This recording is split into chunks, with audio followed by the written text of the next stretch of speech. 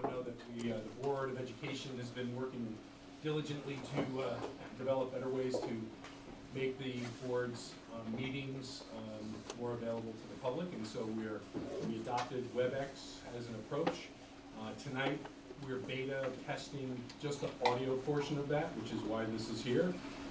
We'll have more information about how people will be able to access the audio files from this meeting, and then at some point in the very foreseeable future, we'll add the video portion of it, and then we will routinely be capturing the audio and the video and making it available live on the website, the district's website for people. And we'll get you more information as we move along. So with that, is there anyone in the audience who's not otherwise going to present to the Board of Education later that would like to address the Board of Education at this time? Yes. Hi, yes. I'm Cheryl Hans, here in Old Saybrook, and I was talking to actually a few members here about Hour of Code. I was trying to print this out, but my printer wasn't working. Hour of Code takes place during Computer Science Week, which is this week, and Mandy just told me the middle school is taking a huge leap of faith and having all the kids do it, and it's something I'm really pushing that the whole school system do. It's been on for maybe 2 years now. I'm not really sure. This could be a third year. I'm not really positive. But Bill Gates is in on it. Zuckerberg, all those people are like, please teach your kids to code. So I'm a big proponent. I'm hoping it's free on the web. Plug in Hour of Code. They have things based on Frozen. They have things for 18-year-olds. They said anyone from 4 to 104 could do it. It's just learning the language of computers, which everyone works with day by day. So it's a little plug for it, and I hope that everyone checks it out, and kudos to everybody trying it. Thank you. Thank you very much. Coding is a good thing, actually. Anyone else who'd like to address the Board of Education at this time? Yes, sir. Hi, my name's Mike Skiles. I live on 9 Ruth Drive. I have a 6th grader, 4th grader, and a preschooler in the Old Saybrook Middle School. And I'm here to talk about some concerns I have with the Profiles of Student Life, Attitude and Behavior Survey. My concerns regard the age appropriateness of the content, the way I was notified of the survey, and the decision to give me passive versus active consent. So on November 17th, my 11-year-old daughter, who had just turned 11 a week before taking the survey, was asked questions from the survey, including how many times have you had 5 or more drinks in a row, driven a car after you've been drinking, used marijuana or hashish, does she identify with being homosexual or straight, use cocaine, crack, coke, snow, rock, sniff glue, breathe the contents of aerosol spray cans, or inhaled other fumes in order to get high, had sexual intercourse, gone all the way, made love, have used heroin, smack, horse, skag, or other narcotics like opium or morphine. How often does she binge eat a lot of food in a short period of time, make herself throw up, use laxatives to get rid of the food she's eaten, and when she has sex, how often does she and her partner use birth control methods such as birth control pills, Depo-Provera shot, implants, rings, patch, male or female condom, in parentheses rubber, foam, diaphragm, or IUD. Now, I don't think this is age-appropriate content for an 11-year-old. I had a good conversation with senior administrating at the school. I had a good conversation with a representative from the company who provides the survey, and both of those people share some of the concerns that I have regarding it in terms of age appropriateness for the content. I also have a problem with the way I was notified of the survey. I received one email, and in that email was an attachment. The letter contained, I think, 5 paragraphs that outlined the intentions of the survey, the benefits of the survey, the history of the survey, and in one sentence it said, the survey also asks about risk-taking behaviors, including questions about drug and alcohol use, violence, and sexuality. And that was it. And that's in a month where I received 4 emails about Ski Club, which my daughter isn't even part of, 4 emails about PTO fundraisers, 2 emails about AstroTurf updates, among other communications. I just felt like it was an insufficient way to communicate about the nature of the survey. And incidentally, just yesterday I got an email outlining lots of details about the swing dance coming up. And instead I'm gonna get another email with more details about that. So it's 2 emails I'm gonna get about swing dance. And when I got 1 email about this, asking for my passive consent for the survey, I was a little alarmed. So not only that, I have concerns about being asked passive consent versus active consent on a survey containing this type of content. The company who provides the survey, they list on their website, they recommend at a minimum passive consent. So I just assume that if they recommend a minimum of passive consent, their preferred recommendation would be active consent. And I want to try to see if we can move towards that for the survey. So I have, 3 very specific questions that I'd like to ask the board. Why did the Board of Education unanimously approve this survey without, as far as I know, anyone reading it this year first? Why was I notified only in 1 email, which was clearly written, skewed towards the benefits of the survey? And 3, why was I offered only passive consent versus active consent? That's all. Thank you. Thank you very much for your remarks and your concerns. The board has heard them. We're going to ask the superintendent to take that under advisement and make sure that there's a good way to respond. There's going to be a presentation this evening, and I'm informed that some of these issues will be discussed, and we could also address them during the discussion of the presentation on the results of that survey as well. So thank you very much. Thank you. Is there anyone else who'd like to address the Board of Education this evening? Yes. My name's Karina Julius, and I live here in town, and at the risk of redundancy, I'm going to be brief. I appreciate your listening to Mike. I think he did a beautiful job of summarizing similar concerns that I have. And in listening to those concerns, it sickened me. My son is 11, and he too came home with concerns about that survey.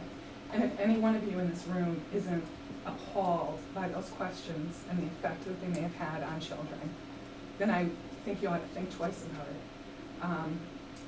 I think that our priorities are in question because of exactly what Mike said about the manner in which this was communicated. What he didn't say was that the subject line was a very benign subject line that said parents of 6th through 12th graders. When you open the email, it was repeated in the body of that email. That was all the information. So as busy parents who receive hundreds of emails a day, both at work and personally, we had to open that letter, which was written very optimistically about what a great opportunity this is for our children. And it did have that paragraph about, it does contain some questions regarding this, and so if you want to opt out, you can. I let my son down because I did not opt out. And it's something we still deal with at home because he continues to have questions. And we have an open dialogue about it, but there are children who don't have that opportunity with their kids. I did have an opportunity to speak with Mandy. We had a good conversation about it, and with Mrs. Ferruccio, and I appreciate that. But we need to really ask ourselves, what are we approving? What are we asking for, and why? And what are the effects of what we're asking for? So I appreciate the opportunity to speak to you, to listen to what Mike had shared, and also to listen to the presentation tonight. Excellent. Thank you very much. Is there anyone else that would like to address the Board of Education this evening? Hi, my name is Stuart Hans. I've been doing a lot of filming at a lot of the different boards, and what I found in talking to people that are on different boards, they tend to be doing just what their board is doing. They're not aware of how the other boards are. This is actually the only board that we have to get up and ask questions about what's going to happen or express something that don't get to interact. Board of Finance, for example, the other day, somebody was late to the meeting who they knew was there to complain. They actually, towards the end of the meeting, amended the minutes to have a second time to actually interact with the public. So I think it was at Phil's meeting with the 3 Ts where the beginning of the meeting started off, okay, ask your questions, as we were about to receive what the meeting was about. And Phil actually had to basically say, you're right, it doesn't make any sense for us to ask questions up front, have a meeting presented, hear what's going to be discussed, and it sounded like some of the big concerns tonight are going to be discussed, but we won't be able to ask any questions or interact with any of that dialogue. So it's kind of strange, and it's as I'm in the other meetings, it's like people ask questions, and there's not 50 people here. It's not going to interrupt. So it just seems there was dialogue about why the Board of Ed and when it did it. There was history being discussed, but it actually doesn't make much sense to ask questions when we haven't seen any of the presentations. So I'm throwing it out there. It seemed to create a lot of dialogue at City Hall, and I got some meetings coming up. But it was just, I just want you guys to ask yourself, how does it make sense for us to ask questions on what you're going to be presenting in 30 minutes? So thank you for asking the questions. And so that's my question statement. Thank you. Thank you. Thanks. Is there anyone else that would like to address the Board of Education at this time? All right, hearing none.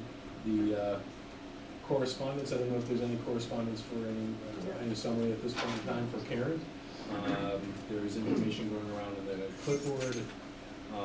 Board of Education regular meeting minutes of November 25th. If I could have a motion to approve those minutes. Moved by Eileen. Oh, sorry. I jumped right over it. I apologize. Let me go back and ask our students for their report. Sorry. Okay. Should put my glasses on. So we have a very exciting weekend coming up. Starting the weekend off, Friday, we have our holiday winter ball dance. The money that we goes towards the seniors, which is really helpful. So we're doing a lot of advertising in school. Hopefully we have a turnout. Keeping our fingers crossed. But then going into Saturday morning, we have the Jingle Bell Run. This is the first time we're ever doing this. The Ecology Club and Interact Club have been working on this since September. So pretty much what we've done is we've gone out into the community, asked for people to sponsor us and to help raise $1,000 to put on this Jingle Bell Run. We did it, yay. It took a lot of work, but it did happen, and a lot of kudos has to go out to Ms. Carlone and Ms. Sherber. They have put ample amount of time into this, and I think just for being on the executive board for Interact and just like seeing teachers put so much time and energy into us is truly humbling, and it just like shows you how great teachers we have. I mean, putting so much time. I mean, Ms. Sherber and Ms. Carlone have put hours into this, and it's not been easy. Ms. Sherber just hurt herself, so doing a great job. So that will be really great. It starts at 9 o'clock. People can go there, register. There's also, I printed it out. We have these sheets you can just fill out for the waiver and everything, and then we're joining with the PTO. So you buy a ticket for the Jingle Bell Run, you get a ticket for Breakfast with Santa. And then we're going to have high school students doing some like gift shops, working with like kids if their parents are running, and like making gifts for their parents. So those are two very big festive things that will be going on. So, you know, anyone wants to go, maybe have a run. Saturday morning we'll be there. Great. Eat a pancake. Yeah, eat a pancake after. Okay, so for my first point, I have received feedback on the National Honor Society ceremony, which took place, I believe, last Tuesday. And I received lots of positive feedback. Everyone, they just want to say that they feel very appreciated with the ceremony being accepted into the National Honor Society. And they really think that it is something that should always be present and should continue in the future. And my second thing is on an update for IBOS. As we brought it up last meeting, and since all this time, I think people have become accustomed to it, because have adjusted to it. But they know what to do with it. But one thing that people have been asking is every single time when they try to log onto the computer and try to access the internet, they always have to log into IBOS each time. So I think they say that it's a little bit of a negative impact, because it might take time away that they might need to do other things. And then thirdly and lastly, as the audience have brought up the survey, students in the high school have also taken the survey, but I think it was a little bit rushed and taken in a non-suitable environment. For me, I took it in gym class, in just one of the computer labs in the school. So I think it should have been done and performed in a different manner. Thank you. Any comments or questions from the Board of Education for the students? All right, thank you very much. So we'll go back to the minutes, and Eileen motioned the minutes. So can I have a second for the November 25th minutes? Second. Were there any comments or corrections that came in? Are there any comments or corrections from the board at this time? Hearing none, all those in favor of approving the minutes from November 25th, please say aye. Aye. Are there any opposed? There may be some abstentions because we didn't have a few people here. So Dula, Holly, and Karen, I believe are abstaining. Okay. All right, thank you very much. Field trip request for the Quebec, Canada trip, and I believe we're going to get a motion on this one. Go ahead, please. Thank you. All right, good evening. My name is Manon Zumbaum. I'm at the high school, the French teacher. I would like to ask for permission to take students to Quebec City again. This will be my third trip with students in all. The high school went altogether. It will be the sixth trip to Quebec. It's a trip that we are going to do in February or March of 2016. The new regulation that we ask at least a year before an overnight and out of the country trip was the reason why I'm coming to ask you so early. I would like to keep the outline of the trip the way it has been because it was very successful. It's a safe trip where we have one chaperone for 10 students. We have had about 40 to 45 students in the last, since 2004, every time we go actually around that amount of students. We go to the hotel, which is called Chateau Frontenac, which maybe I'm just going to go over to the picture. And you all will recognize the hotel.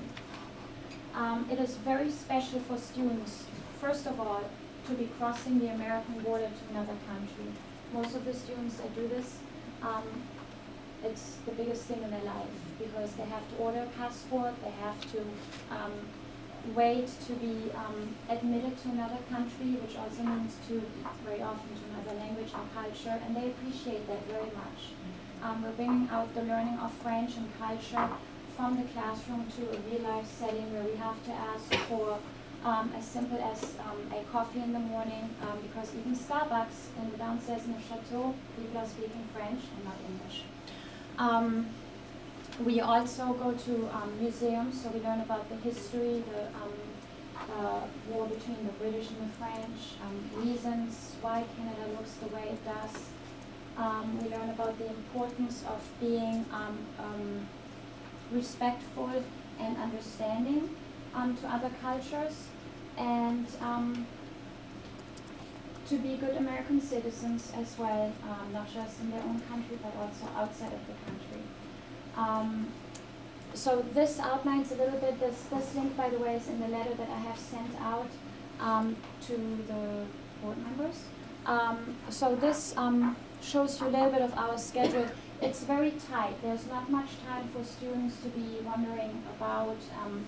Really, there's no time. If any time, there's a little bit of time. On the last day, we let them stroll down the little streets on the lower town of the city to go souvenir shopping and to eat lunch on their own, which they end up often, all of them, once you give them the piece, they all still want to be in the same place all together. So, but yes, so the museums is one part of our trip. We also go to the Hotel de Glace, the ice hotel. I would like this time to do it a little different where we had snow tubing last time. This time we are thinking of doing the learning how to dog sled. And let me think. So 10 students to one chaperone. I would like, and I know this is an important question, I would like to address this time before you asked me, because you should ask about that. Can every student participate in that field trip? And yes, this is an enrichment that should be open and available to everyone. So case to case, we will make arrangements. There are funds available. Is it through the Old Saybrook Education Fund organization or other funds that the school, the administrators have available? Will it be tapped into and will be looked at, depending how we decide who qualifies for that. if students, if children need help, then they will be taken certainly into consideration. But all in all, I did, again, in the outline, describe that the cost, overall cost, because the exchange rate might change and economy, overall cost is about $600 for 2 overnights in the Chateau Frontenac, but 3 days really being on that trip, because we leave Friday morning at 6 a.m. and we come back Sunday night at 10 p.m. So they're only losing 1 school day. And I could talk much more, but I'm going to like to ask some questions. Thank you. Any general questions from the board? Eileen? So my question is, in the memo, which was beautifully written, it says students levels 2 through AP. So what is the lowest level of French that they can take at the high school? At the high school, the lowest is 1. And so is there opportunity for the students that are in level 1 to go, just for the purpose of getting acclimated just culturally? That is a good question. I open it up usually from level 5 AP to 2 first. What happened last year, for example, I did that last time around. I did that as well, and there happened to be a couple more seats free on the bus, so I opened it up to French 1, but it turned out that many parents did not feel comfortable to let their either freshmen or level 1 students go quite yet. And then they know that we are going again in 2 years, so there is an opportunity to stay with that language to go then. But if there is, the bus can only accommodate so many students, if there is space, then I can open it up as well. And so you answered my question, it's every 2 years that there's an opportunity to go. Correct. Are there other general questions from the board? So you'll see that we've been asked to approve this tonight. We don't always do this with the first time, but this is a project, this is a trip that has been done successfully several times before, that other than the dog sledding versus the tubing, the outline is very much the same. And so we're gonna ask if a board member would motion it tonight, and if the board would see fit to approve it tonight. It would be, this is a big undertaking, so to put this together and to get the funding, raised and get people to know, et cetera. So go ahead. The only You point want to be able to advertise and all that. Right. The only point I would make is if there's a considerable change in financial arrangement, Yeah. we would bring it back to you. So with that, Kelly Kennedy, is that a question or a motion? That's a motion. Second? Second. Second. Is there any discussion on the motion to approve the trip to Quebec? Great training. Yep, go ahead. Thanks so much for Oh, no, thank you, and thank you for the students. Thank you. All right, so if there's no other discussion on the motion, all those in favor, please say aye. Aye. Are there any opposed? All right, so it carries unanimously. Thank you very much. Thank you very much, I appreciate it, and the students will celebrate tomorrow. Yeah, sure, of course. Yeah, sure. You bring this up periodically, but we're around with the Spanish classes, are they going to have an opportunity to do time? Nothing to be brought to my attention. Just one discuss with me. That's what we can open up discussions. I know, because I'm the liaison for the department, I know that in the past we've been investigating various trips and how it would work, and in terms of proximity to different countries, it's a little bit different than going to Canada, for example, and with the risk profile of the different countries, but they have been evaluating like Nicaragua and other things. I know they're evaluating it, they haven't settled on anything specifically that I know of, unless they make any progress in some, but. Thank you. There, Maybe just to follow up We're here. gonna be Madame, Oh, so- yeah. what I wanted to say, they're definitely, I agree with that, there has been a very active talk about it. They're considering the safety for the students, the cost. There are some cultural field trips that the Spanish teachers do on a day trip to Spanish theater, music, presentations, but outside of the country hasn't, but they're definitely talking about it. Thank you, good question. All right, so we will move on to the update on the Goodwin Windows and Middle School roof project. So we've got our Oak Park architects here. Yeah, what's happening this evening is that Peter Chow, Oak Park Architects, is bringing before you drawings and specs, or final drawings and specs, which now need to go forward to the state. And we're doing that next week, I believe. And moving forward to the state, hopefully we'll be moving it back to local review because of the size of the project. And what they want to present to you this night this evening is the Goodwin Windows project. And I think they're gonna say just a few words about the middle school. Looking for an approval on their drawing. So, and why don't we, let's start with the Goodwin window project. We completed the drawings and the specifications for this project, and we're in the process of filling out all the necessary forms and letters and so forth before we can go before the Bureau of School Facility next Wednesday morning. At this point, part of the purpose of this meeting is to ask the board to approve that we do that we could move forward to the meeting next Wednesday. And the way I see the schedule working out is that we're gonna have the school facility meeting on Wednesday, and at some point, probably in the middle of January, we will have a review with the local building officials so that they can make the final review of the project. Essentially, school facilities right now are very short-staffed, and they have told me right from the beginning of this project that they will probably send it back to the local officials for review because they just don't have enough people to do that. A lot of the people have retired recently in the last couple of years. Our schedule is that once we get the local officials to approve the review and approve the project, and then we'll return to school facility and submit the forms to them, and hopefully we would get a approval to go out to bid at the end of January, and we'll put this project out to bid in the beginning of February, first week, maybe the second week of February. That's the optimum time. It's really the perfect time to bid during this period. Contractors are looking for work for the summer, and we think that we could get some nice numbers when we get the projects out of bid at that time.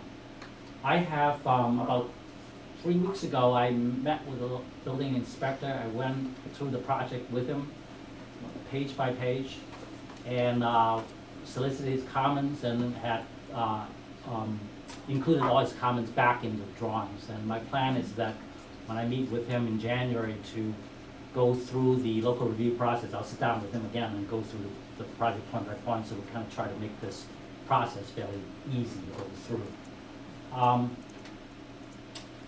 I'll just sort of a quick thing to remind, a summary of the project as you, we brought this drawing, which is part of the working drawing sets, but I was here and I saw this one that we had left here last time. So we had discussed, we had talked about last time is that what we are planning on doing is taking the classroom, a typical classroom, which is a window wall, and we're going to take it out and replace the window wall with a masonry wall and with windows and doors and a larger window, slightly different configuration window and wall. So that's what we're moving forward with the base bid of the project. In other words, that's what we're going to ask the contractor to give us a price on. But we also have developed a second set of information so that in all but the pre-K classrooms, we would not have doors, we just have larger windows. So this is kind of a working drawing. This drawing is actually in that set that reflects that. It shows the configurations, that's the base bit, and then shows the alternate that's down here, which is similar to the drawing that's down below. So our hope really, what we really want to look at is just to see what the time frame and the pricing of the project is. I mean, we always want to, we have a couple of, we have 3 alternates right now. We have that as an alternate. We have an alternate to delete the air conditioning coil that we plan on putting into the HVAC units. And then we have a third alternate, which is to delete the bookcases that we plan on building for the unit. Now, those are the 2 things are things that you can always add back later on, or as the project move forward, we found that we're not using up the contingency money, we can add back later on. It's a very standalone project, and that's why we structure the alternates that way. And I always like to go into a bid with a few alternates. Well, who knows how the bidding climate might be. you know, so we want to be able to have some ability to move forward with a project and live with things that we feel that we may be able to live without if the pricing come in poorly. But we don't expect that. We think that the bidding climate will be pretty good in February, and that's what we're shooting for, the February schedule. As I said, these drawings and these specifications are complete. I had a chance to meet with the superintendent and Julie on yesterday, and we kind of went through the project page by page, and had a chance to discuss how we would structure some of the things, and that all that's being incorporated in the project. And we're just now, as I said, putting together all the other documents, the forms and so forth, and ready to go to them on Wednesday morning, a week from tomorrow. So that's the project, and we're looking to ask you to approve them, these drawings and specifications, and I know you haven't looked at them, but I'm happy to meet with someone, maybe to review these drawings if you want, and so that we can move forward with submitting the school facility for approval. The Oak Park Architects did something that I hadn't seen before, which is that it's an all-in project, and the alternates are deducts. So what's going to get submitted to the state next week is door, windows, and all of the other things we talked about, the air conditioning coil, some bookshelves that go underneath. Those, if the budget comes in a particular way that is not going to allow us to proceed, then the board will have, as serving as the building committee, will have the option to look at those deduct alternates and make decisions about one or more of them. So all of it goes to the state, and that still leaves this committee, this building committee, Board of Education, the option of making some choices later on. Let's open up for general questions at this time, and there are a couple of technical things I'll talk about regarding the approval process. Any general questions about this? Okay, yeah, George. Go ahead. Sheila Brown is going to take this back to the teachers back at Goodwin. Take their comments on this time, because after all, they're the ones who will be seeing this every day. Well, we had an opportunity to review with the teachers before. I know there were, I know the teachers had expressed interest in keeping the doors, and that's why we structured the project so that the base project has the doors in it. There's some, depending on who you talk to, fire marshal and so forth, about whether, you know, how do you, what is better for security for the building. Obviously, better for security is less number of doors. And what is safer for the building in terms of egress, obviously, the more doors you have, the faster people can get out during the fire. So I know there's no definitive answer to that, because all the different districts seem to approach it slightly differently.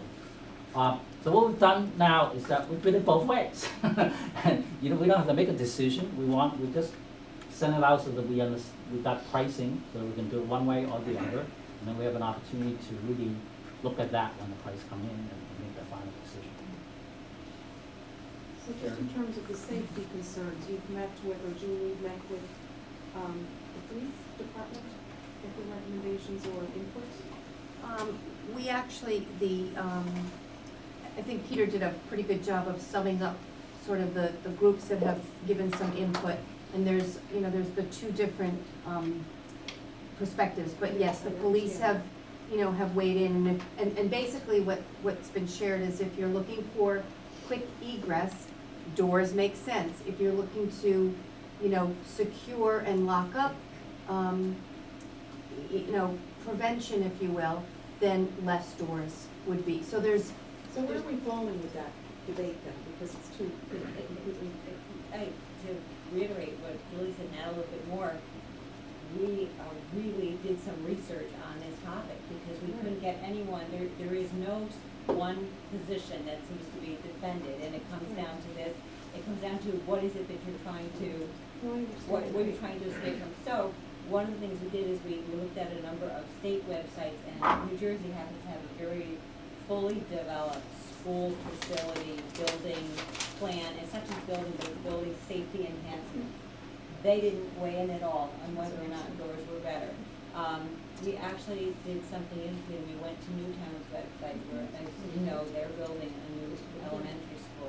It doesn't have doors on it, but I don't know why that decision was made. Peter just finished a project in Clinton. It does not have doors on it. You know, it's a moot point for our pre-K and K, right? Because Yes, they must they have require. doors by code. It's just a question for the other. We knew that would be an important piece of information that you would want to have, and there doesn't seem to be a clear definition, one way or the other, as to which is best. You've got two good arguments there, so it's hard to, yeah. Don Dobson looked at it today, and, you know, he has a set of the plans as well, and we talked through a lot of that, and, you know, he said, I can see both sides, and, you know, so I don't think that, and I don't know, you had conversations with Don Lucas, but I don't know that there's one, particular design that anybody would say is better than the other. I think it's gonna boil down to, you know, the whole package, and in February, we'll probably sit at this, you know, table and decide, you know, what makes sense. I mean, message to the teachers, and from the viewpoint. Yes, and we didn't get to meet with all of them, but the group, they were all invited. And the group that showed up, it was a small group, but I think it represented their colleagues, said they really loved the convenience of the doors. You know, that gets them out into, you know, grassy areas, playground, gardens. It's easy for them to access, and they do take students out to do different activities outside from those doors. Question on this side. Kelly? Just thinking if we're approving the specification, right, you know, imagine, you know, with the plans, it's the size of the windows, kind of what we're aiming for in terms of materials, et cetera, so is that available for, or who's kind of gone through that? Because I've seen the drawings of it, but nothing. All the in terms of- specifications are here, I mean, we could roll the drawings out and go through them, you know, with you. The windows are essentially designed with egress, you know, so that in case the decision is made to not put doors in, you have egress code compliant windows. So those are all here, they're designed, the plans show each wing, because although they look very similar, there are some slight variations in design between each wing, because they were built at different times. But that's, you know, I'm happy to go through the plans if, you know, Like I said, I'm happy to. if you want. Meet with you sometime. Vito, Yeah, I mean, I just caution everyone, the need for the doors, is it more of a personal need, or you have to determine what our purpose is for having a door or not having a door. It's not a shortcut to get into the building during the day, it's not a shortcut to get out at recess, things like that. If that's what you want it for, then have all the doors you want. But if it's for safety and deterrence, then you go with no doors, except by code. So you have to, I know there's a safety committee that really looked at a lot of this, and I welcome their input on it. I was on that originally. So you really have to determine what the purpose of this project is. And again, it's nice to have other teachers, it's nice to have a door, easy access to whatever you want, but things are changing, society's changed, and to leave the classroom and have a main entrance, we've gone to a main entrance in most of the schools so that we can monitor who comes in and out.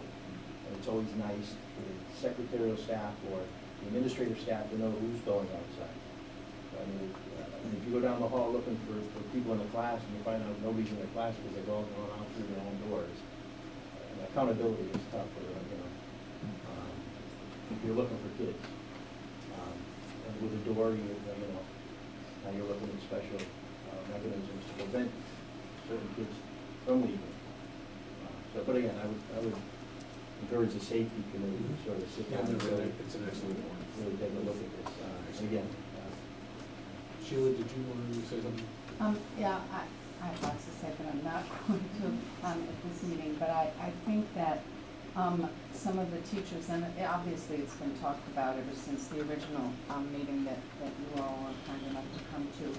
And, you know, it boils down to you know, are we protecting our students from an intruder who, if they want to get into a building, unless the window is one of some very, very, very unbreakable, impenetrable substance, they can come through a window. So it does not prevent a window, a doorless room does not prevent an intruder from entering a building. And so I think that they're not really as concerned about, you know, whether it's a window or a door. Every single door at Goodman School is locked at all times. And so, and they're old, heavy doors. So we've never had a problem with anyone coming in through a doorway. I think the teachers really are looking at the 364 days a year that the school is being used. And I think that if there are young kids who, you know, really do come in and out of the building a lot, and we tried to do an exit with only using the 4 doors in the building, and it takes about 3 times as long for a fire drill. So that was just one of the little things that we did. We can be out of the building with every single student in a safe place in less than a minute. And it takes us about 3.5 minutes to get out of the building if we just use the 4 exit doors. So that was just one of the things that we did. But, you know, we're thrilled to have new windows, and we'll be really happy to have the project begin to take place. But I think it's the teachers are very appreciative of the fact that you're listening. I think just want to say is that I realized that when we're working this project, because we want to meet the summer schedule, we really, it was pretty tight schedule, and realized that some of these needs to continue to have a dialogue. That's part of the reason why for this project we developed both options, so that we didn't make a decision at this point to go one option versus the other, so that you're able to get pricing for both options. So it does allow you a little time between now and whenever that decision needs to be made in March to kind of talk about it some more and make some more decisions. Yeah, and I give think you a that's little bit more time. significant that the teachers really do feel heard. I know that the superintendent was at the school today as well, having a dialogue with the teachers, and they really appreciate that. I think that's very, very important to have that level of communication open for them. Any other general comments at this point? And I wanted to talk a little bit about maybe where we are in terms of the approval process and what some of the next steps might be. So if there is a timeline in terms of when you'd like to be able to submit things to the state and get a few things rolling. So if we're going to be asked to approve something tonight, then we're going to need to make the agenda item an action item. So Karen, help me with that as we get to that point in time. We'll have to take a vote to make it an action item. There are policies and procedures in terms of how that happens. So we'll make sure we, you know, do everything correctly in terms of that technicality. But the second thing that comes to mind is there seems to be, the Board of Education is the building committee, but as we have done in other instances, we oftentimes will create a subcommittee with a fewer number of board members than all 9, so that there's a you know, another venue, another time where you know, plans can be brought out and discussions can be more robust perhaps. Everything has to come back to the full board for approval. Our subcommittees only have recommendation authority kind of back to the board, so everything would come back to the board. And all those subcommittee meetings, by the way, like the turf, track, and tennis court committee that Phil co-chairs, they're public meetings, their agendas are posted, their minutes are posted, so it's not that it's done in anything other than a public, you know, forum. So one of the suggestions I have for the board, maybe I can get just a sense of the board, is you know, creating a subcommittee that could dive in a little bit deeper into this, now that we're really moving forward with this. Now, what we're doing now, if we do it, right, if we get the approval to make this an action item and if it's approved, we're sending all-in drawings to the state for approval that can then be backed out. So if the decision is made, and I agree with your recommendation, I think that there was a safety committee, some of you are aware of this on the board, and those of you who were here after the Newtown tragedy, the Board of Education worked very closely with a number of town agencies, in particular the police department, to do surveys of all the schools and to come up with a variety of, you know, safety recommendations. So I think it would be good to maybe reconvene that group, given the fact that this is now one of our buildings that's going to have a major structural change, just to see what the input, of that committee would be. But what I'd like to do, and I've actually, on a completely different vein, Kelly and I were talking about this idea of creating a facilities committee of the board, similar to the fact that we have budget and fiscal planning and we have policy and personnel, that a lot of what we do deals with facilities issues. And so what we can do at this point is simply create an ad hoc committee, which would be an ad hoc facilities committee that would have as its charge, being the subcommittee to the board that works on this. And again, everything comes back to the full board and everything's done at public meetings and all of that. And what I would ask, and we may not be able to appoint all the members right now, but what I would ask Board of Education members to do, because Kelly's already agreed to, if I did appoint an ad hoc committee, that she would chair it. She has a lot of contract experience and a lot of project experience in her real job. And what I'd be asking is for other board members, maybe a minimum of at least 2 other board members, could be a couple more, but you don't want all 9, otherwise it's not a subcommittee. You run into the same scheduling problems and like that. If there were at least a couple of other board members that were interested in working on an ad hoc facilities committee, which would have as its charge, working with the administration and our outside contractors like the architects on this project, and then being a conduit to get information back to the board, so that we know that the kinds of questions that the board tends to ask are vetted as much as possible, like were the teachers consulted, was the security issues, were they looked at in the same way. So if it's a sense of the board that, if there's no major objection, or a sense of the board that would be a good idea, we could move forward with this. I'd ask people to think about it, maybe send me an email or communicate with me that there's an interest in serving on the committee. So that's a little bit longer term, trying to kind of develop a procedure by which this work is done at committee level and comes back to us, so that the board's more confident that, the right people have been consulted and the right steps have been taken. And I think we're in okay shape where we are now. It's just I don't want this to run into some of these difficulties, moving forward. So all we're being asked to do right now, so I want to take it one step at a time. All we'd be asking you all to do right now is, 1, if you're inclined to approve this so it can go to the state, we would make this an action item.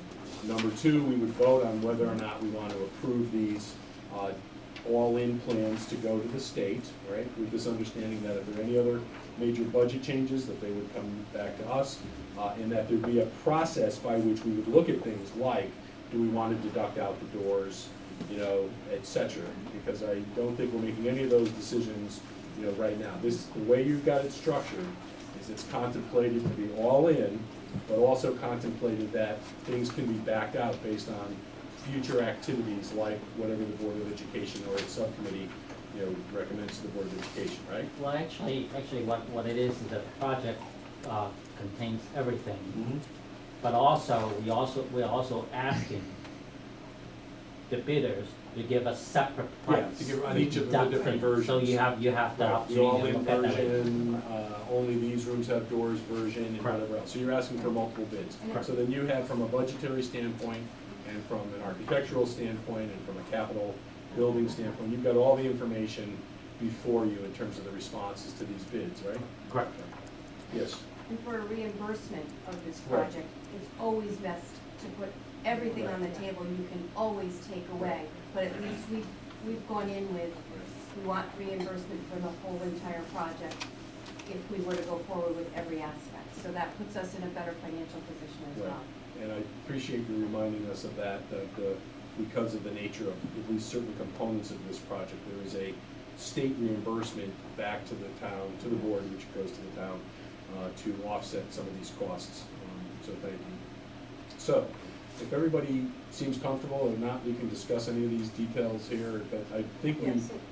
unless we have more time than I think, we probably want to at least get us ready to submit so we can get the reimbursement from the state. That's, So let me start this off by making a motion to add the Goodwin Windows and Middle School Roof project as an action item. seconded by Kelly. Any discussion on the motion to make this an action item for tonight? Hearing none, all those in favor say aye. Aye. Are there any opposed? Okay, so now it's an action item. So I'll make a motion to approve the Goodwin Windows and Middle School Roof project update as as it's been presented. It would be just the plans and specifications. Plans and specifications. For the window project. For the window project, okay. So 106-0039. 106-0039? Yes. Okay, so the motion will read that way, that it is for the 106-0039. You say it again, windows and? Just window, Goodwin, Kathleen E. Goodwin window replacement project. Kathleen E. Goodwin window replacement project. So that's all we're, approving to go forward to the state, the entire comprehensive, all-in project as it's been presented, okay? So can I have a second to that? Seconded by Eileen. Is there any discussion on the motion to approve everything that you've heard a couple of times? The motion for 106-0039. Yeah. And for the design specs, since we, to my understanding, once we lock this is what we're going for what we're putting out the project for bid. So, I mean, obviously when you have a window project, there's varying levels of quality and pricing of windows, right? So where are we falling in terms of the spectrum of window energy conservation? Well, it's part that there was actually a question from the building inspector. And on the drawings, we have calculated the R value of the wall that we're putting back in its place. The state energy code calls for that exterior wall to be R21. Our wall is R23.5. It's actually a little bit better than the state energy requirement. As far as the windows are concerned, they are heavy commercial aluminum windows that are have a Kynar finish, which is about the best possible exterior paint that you can get, commercial paint you can get. It's guaranteed to not fade in color in 10 years, for 10 years. So, glass, 1-inch insulated glass.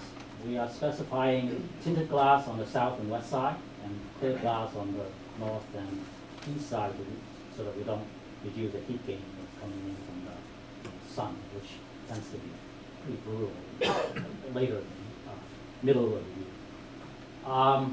So the windows are basically, we specify Echo windows, Cornell windows. Basically, those are the brands that we're using, which is very typical heavy commercial grade aluminum window. Are there any other questions? Okay, hearing none, can I ask people who are in favor of approving 106-0039, the motion that was made as it was presented? Please say aye if you're in favor. Aye. Are there any opposed? Okay, thank you very much. I'm just going to update you very quickly on the roof project. Okay. The roof project is about 60% complete drawing-wise. I also have met with the building inspector a couple of weeks ago, along with the window project, reviewed it with him, basically told him what the scope of the project was. That particular project will not need to go to the state for approval. We can go directly to what they call local approval. We still have to, once we gone through the local approval, we still have to go back to the state so they can sign off on it. But again, I'm hoping to go to local review simultaneously with the window project and the roof project in the middle of January, so that these two projects can be put out to bid in the beginning of February and the first week of February, around that time frame. We've done all the investigation of the roof, we've done the tests, the roof cuts, we've done the tests for hazardous material and so forth. All that information we've met with roofers up there, walked the roof. So we're in the process now kind of refining, the basic things that we're doing. We haven't written specs on it yet. If this, I guess Well, it's you're looking to. I'm not looking for anything. No, I'm you don't want to be involved, inform just you. trying to put the timeline together. Yeah. So you're looking to go with a mid-January, you said? to the, with the plans being approved, so you can move forward with those as well?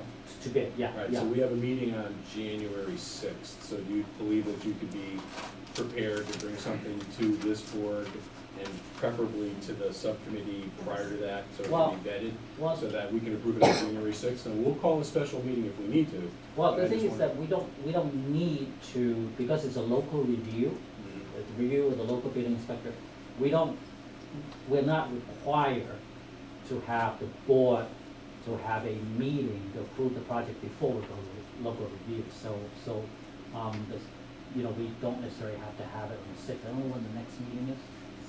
6th of January and 20th of January. 20th January. We may, in fact, be able to do that on the 20th of Yeah, January. I mean, so if you're just going to have draft plans reviewed by local Right, but authorities, yeah, you don't need our approval for that. Yeah.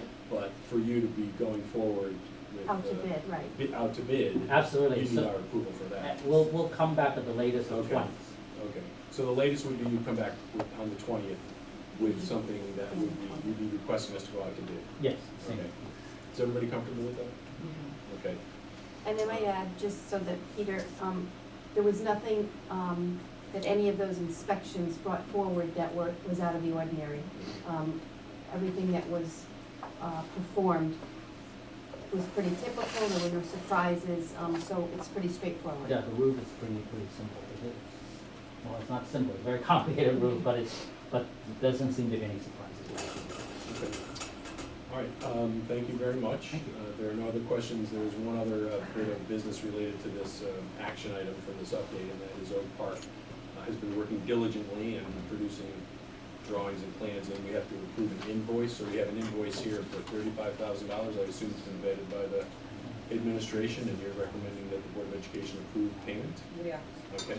So can I have a motion to approve an invoice to pay Oak Park Architects for their invoice for $35,000 for the work done to date, or as of this invoice? That's invoice number 1422-01.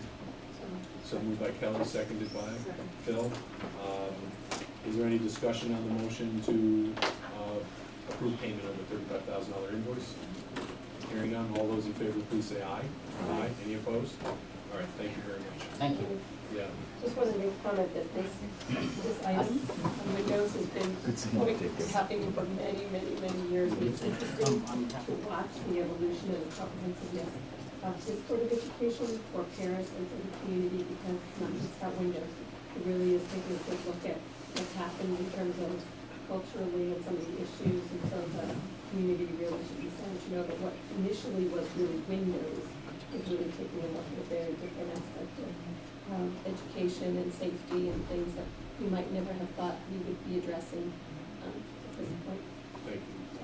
All right, community asset inventory report. So I know Mr. Sutton's going to give the report, and I know we've got Heather here from Human Family Services to the extent that I believe you're going to participate in the report as well, or at least be available for questions. So we'll start with Jan Crucio. Yeah, if I could just give a little bit of an introduction. We did hear from some parents earlier this evening, and we spoke with those parents too. But once again, this year, this survey was given, as it has been through 6 to 12 graders. This is our 6th time giving it on behalf of Youth and Family Services. I think the administration went smoothly. I think you're going to hear that. Although it was the first time it was given on computer, and Kevin's point is one that we're listening to about the use of computers. And so while we're also going to talk about the survey itself, we're also going to talk about some of the other parent concerns, because not all the parents are here tonight. We kind of want to summarize and capture for the board, what concerns there were, and also talk about what is done with the information from the survey and how it's used. Mr. Sutton? I'm going to pass down the letter that went home to the parents so the board can have that in front of them. Just to preface my report, by no means are we trying to refute any of the concerns that have been shared. On the contrary, we're going to highlight to you the concerns that we've gathered from different parents and different students, and then a little bit about our current reaction to what we've heard, as well as the questions that we need to consider together as a district leadership team in a Board of Education. So Jan talked a little bit about the history. everybody hear me okay? Talked a little bit about the history that we first administered this survey in 1997. It was part of the Healthy Community, Healthy Youth movement in town. And then again in 2003, 05, 07, and 2010. So this was our 6th administration. And over 1 million students nationwide have participated in this survey over time. It's important to note that this year was our first year that we administered it online. There were 2 new questions that were added regarding sexual orientation. So they were new, and they were some of the first questions that were asked of students. I think they were number 3 and number 4. Approximately 865 Old Saybrook students participated in grades 6 through 12. And we administered during the weeks of November 14th and 17th. And the letter that you have in front of you was distributed to parents on November 4th. And it was in fact emailed home, as you heard earlier this evening. To highlight the parent concerns, 6 parents and 1 teacher has expressed concern so far. And not to just minimize that number, we are sure they are representative of other parents that have the same concerns and maybe haven't had the opportunity to look into this as deeply. So we are very open to that these concerns of the 6 parents and the 1 teacher does represent a larger group, and we do take that seriously. You know, some of the concerns were surrounded about the questions, and not only the questions, but the responses that students could choose to answer that question that were not age appropriate, specifically talking about 6th grade students. It introduced new vocabulary to students. Some students didn't have this vocabulary in their repertoire, so to speak, and it was without adult support. So students were reading these, and there really wasn't the support there to say, well, this is what this means, and this is what the background is, and this is why we're asking that question. Parents were concerned about it being active consent versus passive consent, and as you can see in that letter, parents did have the opportunity to opt their students out, so it wasn't passive consent. So that's something that we've heard as well. And 2 students who are on the Healthy Community, Healthy Youth Committee reported that a lack of privacy was noted because you were sitting next to someone with a large computer screen. And here's Kevin's and here's mine, and I could glance over at his and see what question he's on and see how he's answering it. So, you know, that's something that we're taking seriously. And of course, you heard from Kevin say he felt it was rushed and that he appreciated not taking it during PE time because he probably wanted to participate in PE that day and missed out on it. So we hear that as well. So our reaction so far is to gather all the information. Everyone that has called or sent an email, we have called them back. We've offered to meet with them. With some families, we have met with them. Heather joined us for a meeting as well, which was very helpful to have her perspective on it. I know that she has reached out to the Search Institute and the folks there, and she's also reached out to folks at the YMCA who are very familiar with this procedure as well. Other area towns administer this survey, as you may know. So we're gathering all of our facts, and we really want to make an informed decision that represents, you know, the folks that we've heard from and the folks that we haven't heard from. And we're appreciative of hearing this information. This is good two-way communication, and we certainly do not want to shut it down. Questions that we have to consider. The changes to those 2 questions, is that what has stimulated some parents to come forward? Because in the 6 administrations, we haven't received any feedback from parents that was of concern. So that's important to note. So is it those 2 questions, or has our demographic changed? Are our students of a different demographic, a different sensitivity? Are they viewing the world differently? We need to look closely at that and see what our students are thinking, what our families are thinking. Were the computers a factor? We're hearing that they were. What are the benefits of continuing to administer to grades 6 and 12? And does that outweigh the concerns that we're hearing? Should we move to an active consent for this survey, which would be new? And do we need to conduct student and parent information opportunities prior to administering the survey the next time we do consider administering? Do we need to have forums? Do we need to be clear as to what these questions are about? Do we need to have samples available at meetings? The samples were available in the school offices at the 2 buildings for parents to come in and preview if they so chose, but might we do more in the future, considering what we have heard? I guess it's safe to say that in the sixth administration, since we haven't gotten any negative feedback, that this has caught us a little bit off guard. But that's okay. That it's a time to reevaluate, it's time to listen, and it's time to make an informed decision. So we plan on working with parents, with the Youth and Family Services and the administration, and certainly coming back to the Board of Education before we make any final plans. So more or less, that is where we are. Again, I want to heighten that we are concerned as well. We never want to put our students in a situation where they feel uncomfortable in school and when they're going home and sharing how uncomfortable they were made to feel in school. We don't want to put any student in that situation. So having said that, we're looking at this very closely, and we're looking to partner with Youth and Family Services and parents to make a good informed decision about this. Jen, you want to say something? I don't know, I want to invite Heather McNeil from Youth and Family Services, if there's anything that you want to add or that you've learned subsequent. Sure, absolutely. Hello, my name's Heather McNeil, and I just want to say I absolutely appreciate the opportunity to learn more all the time from the feedback and the constructive criticism that we get. Some of the rationale behind giving the survey the way that it's done every 4 years is so we can capture the same group of students twice during their school career here and follow some of the trends that are specific to that demographic.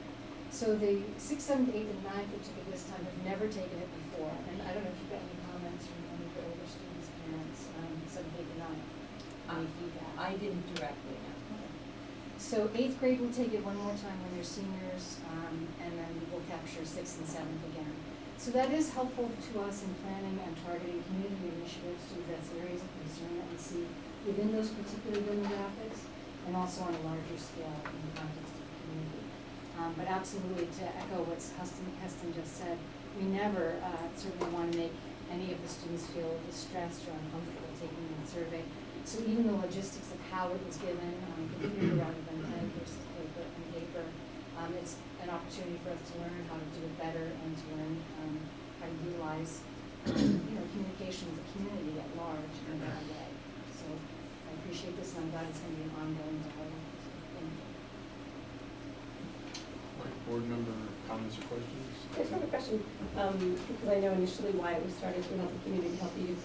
And things change, so when you had a conversation or if you did with Search Institute, is there ever a thought about questions that are more, is it questions that you can propose for younger children and a different set of questions that you might ask for older kids?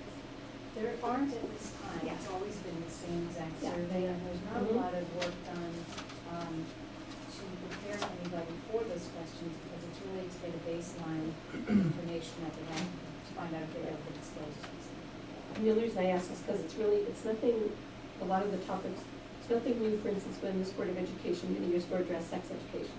That same that conversation came very fluidly and quite naturally by many board members or community, to be that when you introduce something, whatever content it might be, you're sharing it with parents ahead of time so that they know what the content might be, so that they're prepared to be able to address it, or kind of opt out, or maybe they have certain value system. So it's, again, it's those aspects of education, but then also educating. Well, at the PTO meeting last week, thank you for allowing me to be there, a parent had some feedback that I think we certainly want to incorporate, which is the day of the surveys, to just send something home that says your kids might come home talking about some of these topics, just to give parents the heads up to be aware of and keep their ears open for these things. We also got a lot of feedback that people were happy to have some conversations that they don't think they ever would have had if their children hadn't been wanting to do this survey that week. So there's a mixed reaction certainly, and we're listening to all of it. Other board member questions, Kelly?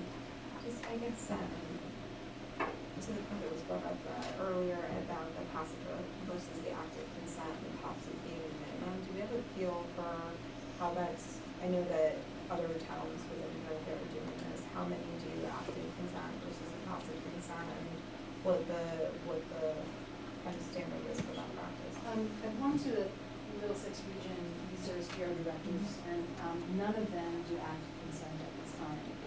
And the process has always been passive consent, and as far as I know, they're not considering changing that in their areas. one of the problems, as you know, with active consent is it's very hard to get a sample size that would be sufficient to use this. Any other questions or comments by board members? Holly?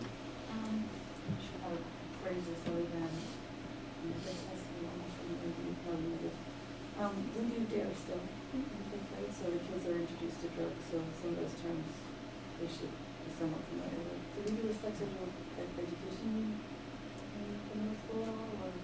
They do the human body in terms of reproduction, but it's very minimal in grade, and then they do it again in seventh. So,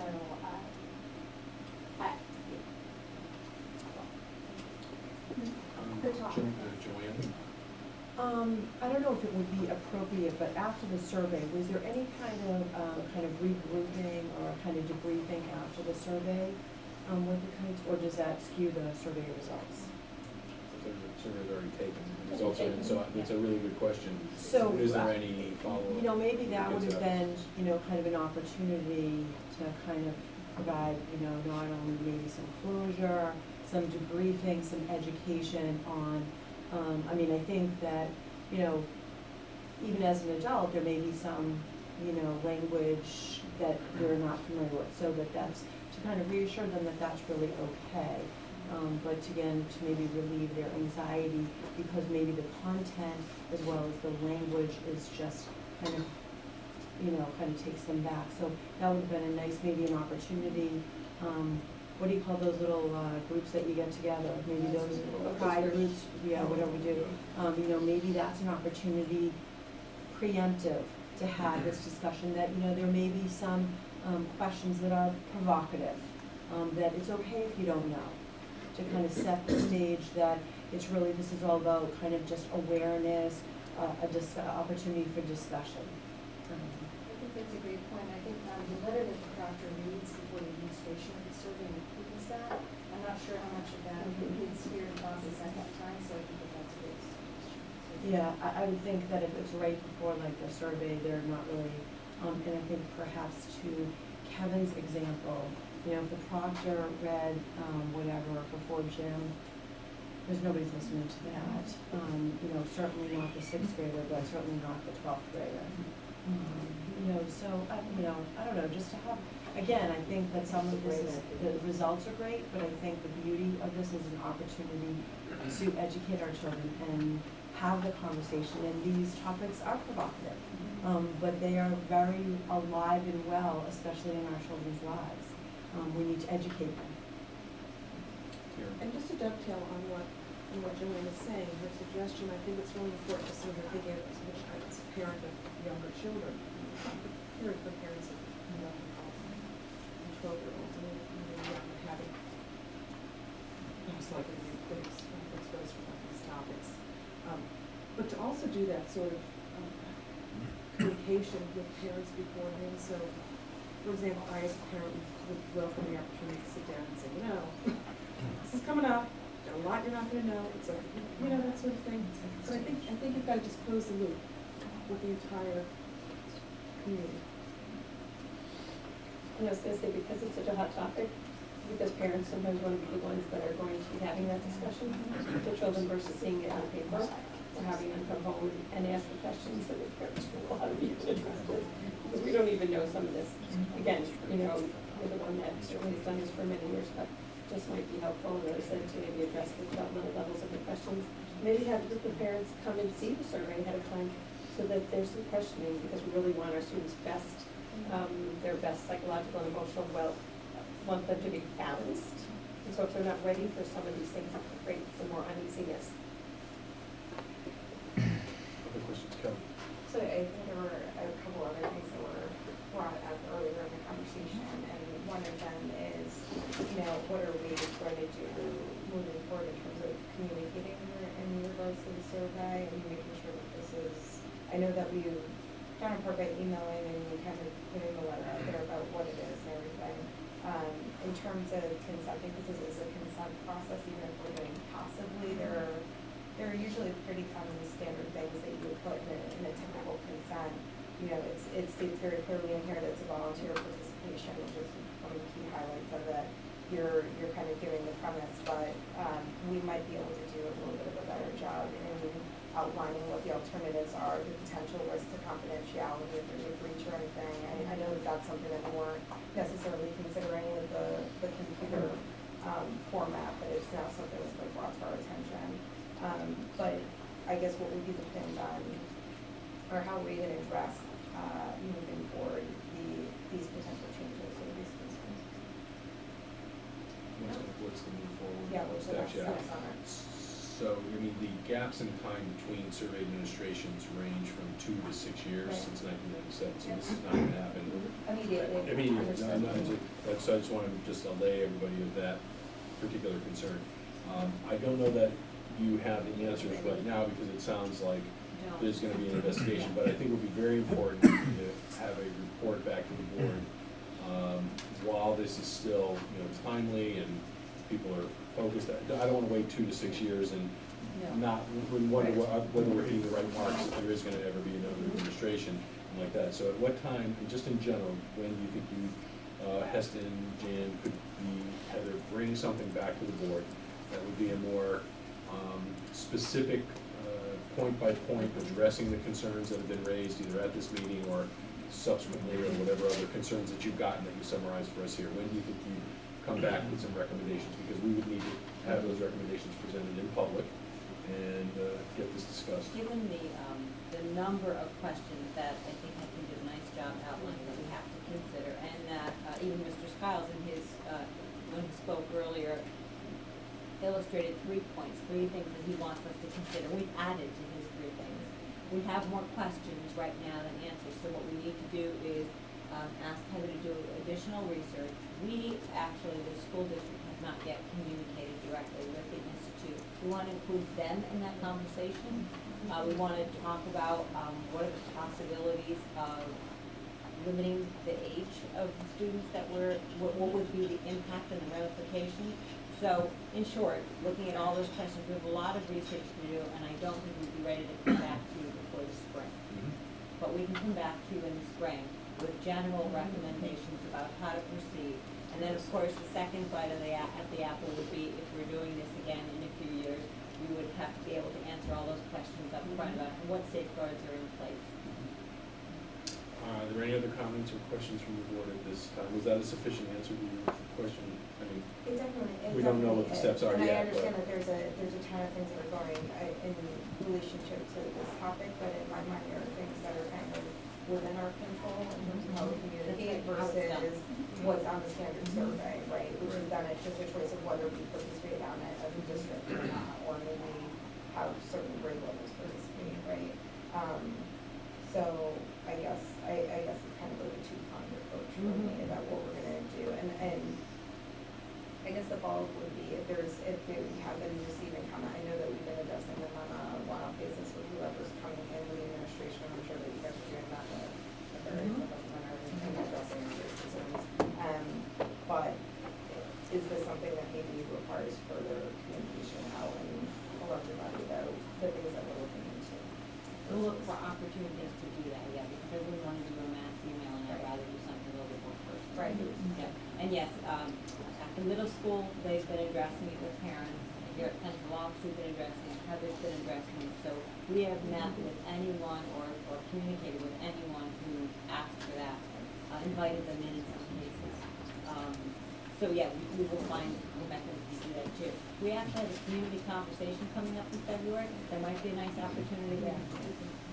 For the piece I always value is we have 2 student representatives on our Board of Education, but never conduit to the student body.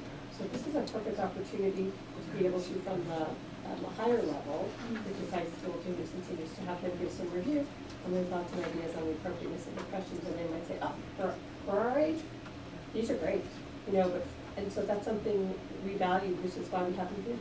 Yeah, to be honest, these questions are all prevalent. That's life, this is happening.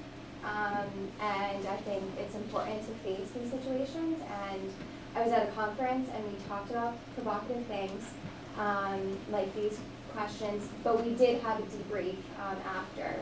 And to be honest, when we were in our debrief, it's surprising to know how many kids don't have a safe haven where they can talk about these situations to like a parent. So having these come up in a school setting, it's a safe environment, to be able to have the opportunity to talk about maybe the situations with someone you trust in the school, I think is really crucial, because not every student has the opportunity to go home and talk to their mom and dad about a situation like this. And it's so important, especially going to college, for the older kids, and you might not feel comfortable talking about these things with your mom or dad, but you're going to college, and this is something that I feel like is very important for high school students to be able to feel comfortable with, and to be able to feel comfortable in their own skin, to be able to go and talk to a person in the school system if they're feeling uncomfortable, or if they have questions about these certain topics.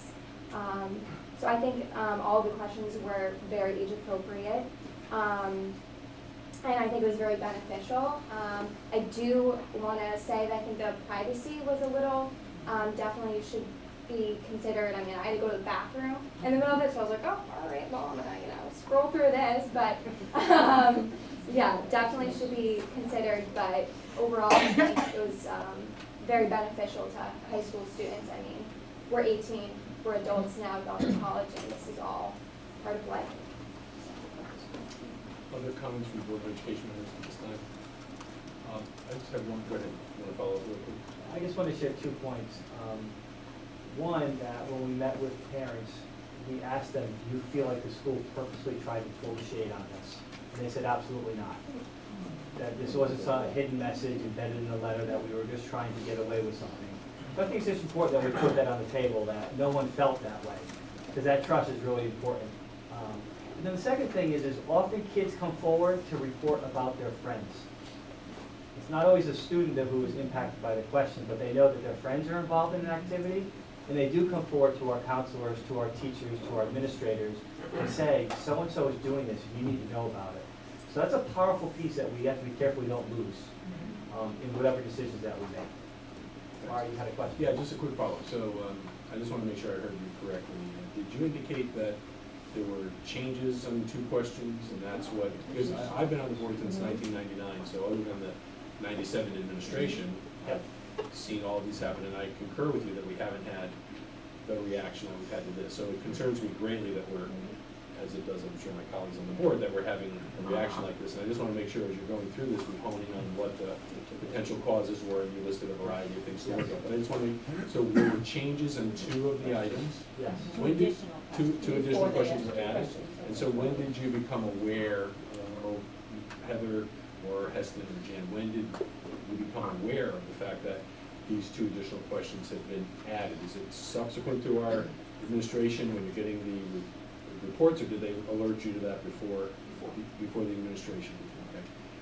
I did not know until after. Yeah, I was gonna say, because that But was not disclosed to the Board of Education prior to this. Nor did I, but when I read through it, I didn't realize that there were new questions at that time. Right, okay. All right. I thought they were always had been there. Sure, Heather? I just wanted to say that the 2 questions have to do with lesbian, LGBTQ.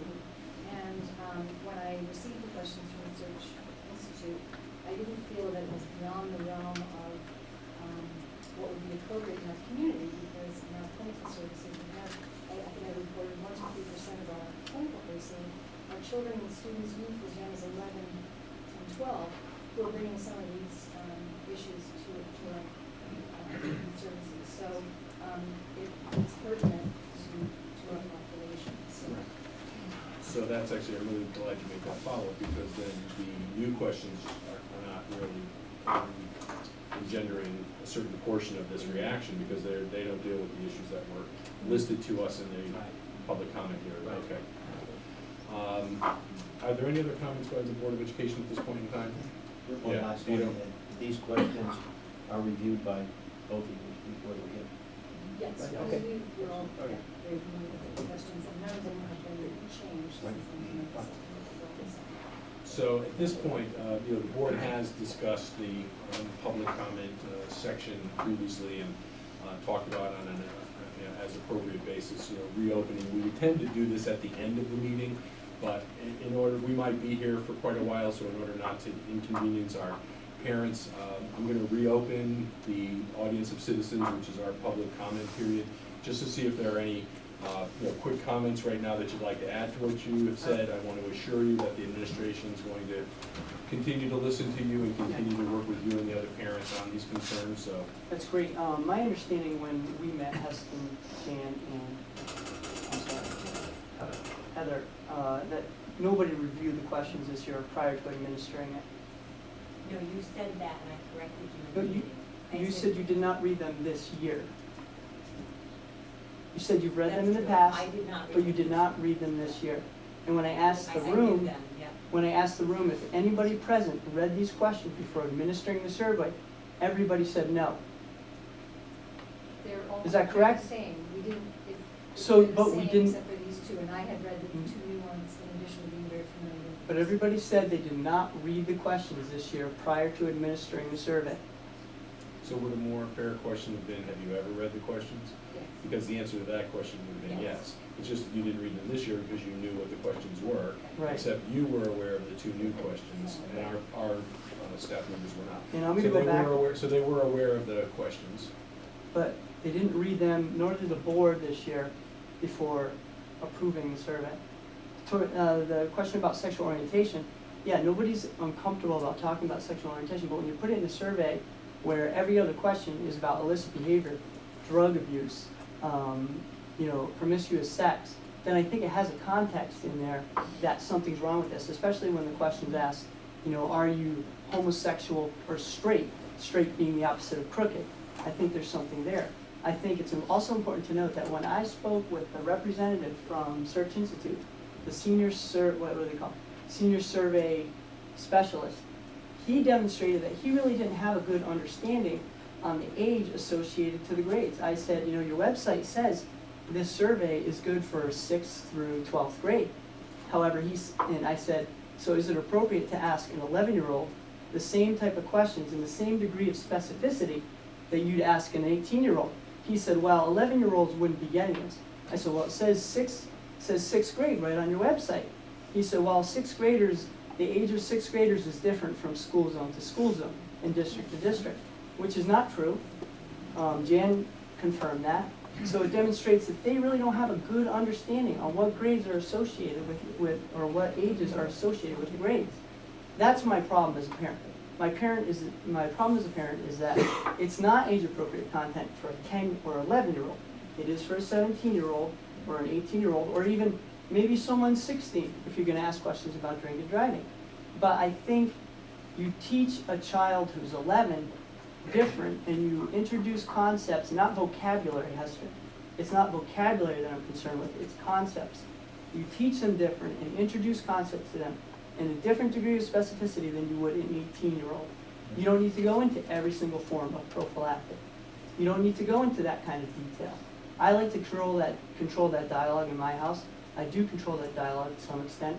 The idea that maybe you guys would be, formulating these kind of groups that would talk about this after the test, and I mean, to me, that sounds a lot like sex education, which you guys would ask for active consent on. If you guys had a sex ed class, you'd ask for active consent. The company who produces the survey provides parent fact sheets and templates for active consent, none of which I was provided. It says right on their website they provide this. I didn't get any of that. So they don't demonstrate that they have a real good idea of what age is in what grade, and the tools that they provided that the senior survey specialist said, when he heard that an 11-year-old got this, he said, I don't think an 11-year-old would get this without some sort of special instruction. I'm like, whoa, that didn't happen. So clearly, even the representative from the company thinks that 11 is too young. So all I ask is that we get active consent. That's it. I want active consent. I want there to be, someone who's looking at these questions prior to administering. If they only come 3 to 4 years, then take a look at them each time they come. See if there's anything new. That's all. Thank you for your comments. Anyone else? I would just like to offer a couple of comments. I appreciate the dialogue, Kelly. I appreciate your focus on the need to communicate differently with the parents.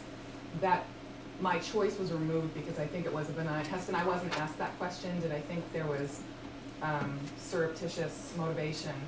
I wasn't asked that question, but I did have that question.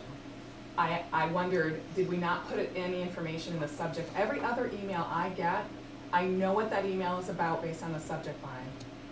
This one had no information. And so when I went back on it, I felt like I did not have enough information to make an informed choice. I felt like that was taken away from me because I didn't get information on what will my child be asked. So yes, thinking about how we're going to communicate in the future is important. They are given DARE in 5th grade. DARE, I'm not intimately familiar with the curriculum. It focuses, I believe, on cigarettes and alcohol. These questions were very detailed about very high-level drugs, which I agree, there's probably a lot more exposure at the older ages. Maybe there's some exposure at the younger ages, but my child hasn't been educated on that to the degree that the questions were asked. And he learned some things about how to get high by reading these questions. The other question that you asked, because I think you asked 2 good questions. One was about DARE and one was about sex education. They don't get that in 5th grade. They learn about the human body, as Mandy said. They don't talk about intercourse. It's not that specific. It's not that specific. These questions are very, very specific. Appropriate for an older age. For an older age. And I think that's all. It's hard for me. I want to. Thank you. So, can I just add one more thing? Okay. The company that provides a survey, they offer a sample survey online. It's in their parent FAQ section. That sample survey has 2 pages. None of the questions that I have a problem with that I listed are listed on those 2 pages, and I think that's cause for suspicion.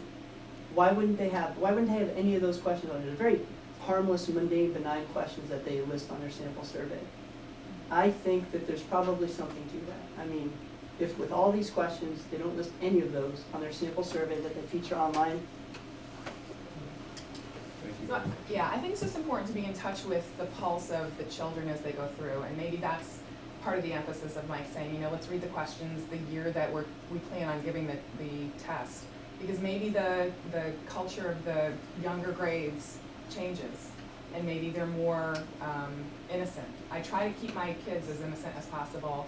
I have an open dialogue with them. I don't hide anything from them, but I don't want them to learn too much too soon. I think they're just communicating better with their parents, and I think as this progresses, you might find more parents coming up with the issue. That's the other point I wanted to make. I apologize, and then I'll stop. The only reason I even know that this went on is because my son, when I picked him up from school, said, "Mom, I took a really weird survey today." That's the only reason. That's the only reason Mike knows, because his daughter came home and said, and what you said, you articulated it very well, Heston. We don't want to create an environment where we add stress to our children and where they go home and they say, "You wouldn't believe what happened to me at school today." But that's what happened. And so the only reason we know about it is because our children came home and told us about it. Other parents aren't here because their kids didn't tell them. When I talked to my mom friends, some of them had heard about it, some of them hadn't. And they had to, and then a few days later, one of them heard their son talking about, "Hey, did you know you can get high from sniffing glue?" So that opened up that dialogue. But, so that's the piece about communication. I would like to have been informed about it before my son was exposed to it, and to be able to set that scene for him, and to be able to debrief with him. And that option was taken away from me. And so thank you. Thank you. And it's about awareness. If you sent these questions to everybody on your email chain saying, "These are the questions we gave to your 11-year-old," I think you'd probably have a little bit more of a response. Yeah. If there was more transparency. Yeah. Well, we definitely heard you, the administration's heard you. They're going to analyze these factors and we come back in the springtime. So we're going to move on at this time, but thank you very much. Thank you. All right, so at this point, we're going to have a 2014-2015 budget update. Jan and Julie, and Joanne for that matter. Go ahead. So this is the current budget that we're talking about. And as I reported earlier, Jan and I met with Budget and Fiscal, and we had a very brief report about the 14-15 budget because it's fairly close to the quarterly projection that we provided you at the last board meeting. There's been very little change, which is a good thing. As Kelly said, we're almost, halfway through December, so that's, we get through the winter months. Those are the months we always have concern.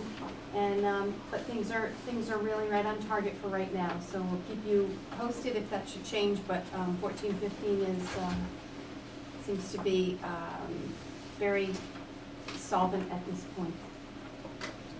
Any questions or anything? Jan? We're on track. All right, Jan, strategic planning, strategic action update? As you know, we worked this summer to reinvigorate, and I think our two student reps are leaving us right now. I just want to say good night, thank you. Good night, thank you. Thank you. If you're with us, I'll leave you including at the reception. We worked this summer to reinvigorate and make sure that we were paying attention to the strategic plan at an appropriate time. It was the end of the third year, thank you, Heather. And we wanted to have an opportunity to really examine it, see what was still on the plan and what had to, because of necessity or for other reasons, fall off the plate. We did that work, we moved it forward, and we figured December is a good time for us to tell you how we're doing so far this year. We'll bring this back as many times as the board like. I think we did 2 updates in previous years, except for last year. I think we only did 1. And we'd be happy to bring this back again, or 2 more times if you like. Everybody who facilitates the strategy committee is here tonight and is able to answer questions. But as you look at the document, that is, I think, up on the, or that you may have in front of you if you printed it. We've added a 5th column, and the 5th column in red are the action steps that have been taken since this summer's work began. And I don't know what the board's pleasure is. If you'd like us, we don't necessarily need to read through it for you. If you have questions for us based on what you read, we'd be happy to. Hit some highlights and take questions, or just take questions? What's the board's I don't think pleasure? anybody wants it to be read.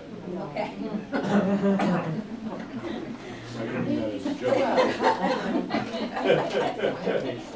So how about we take questions then, because people have, Eileen. I reviewed it, I also had a chance to talk to Sheila, and I talked to Jan about it, and it's no surprise to this board because I've been very interested from day one, serving on this board on personal success plan and what they do in terms of how we want our students to be leading Old Saybrook High School in terms of understanding how they learn and strategies and being able to make decisions that are best for them based on who they are as people.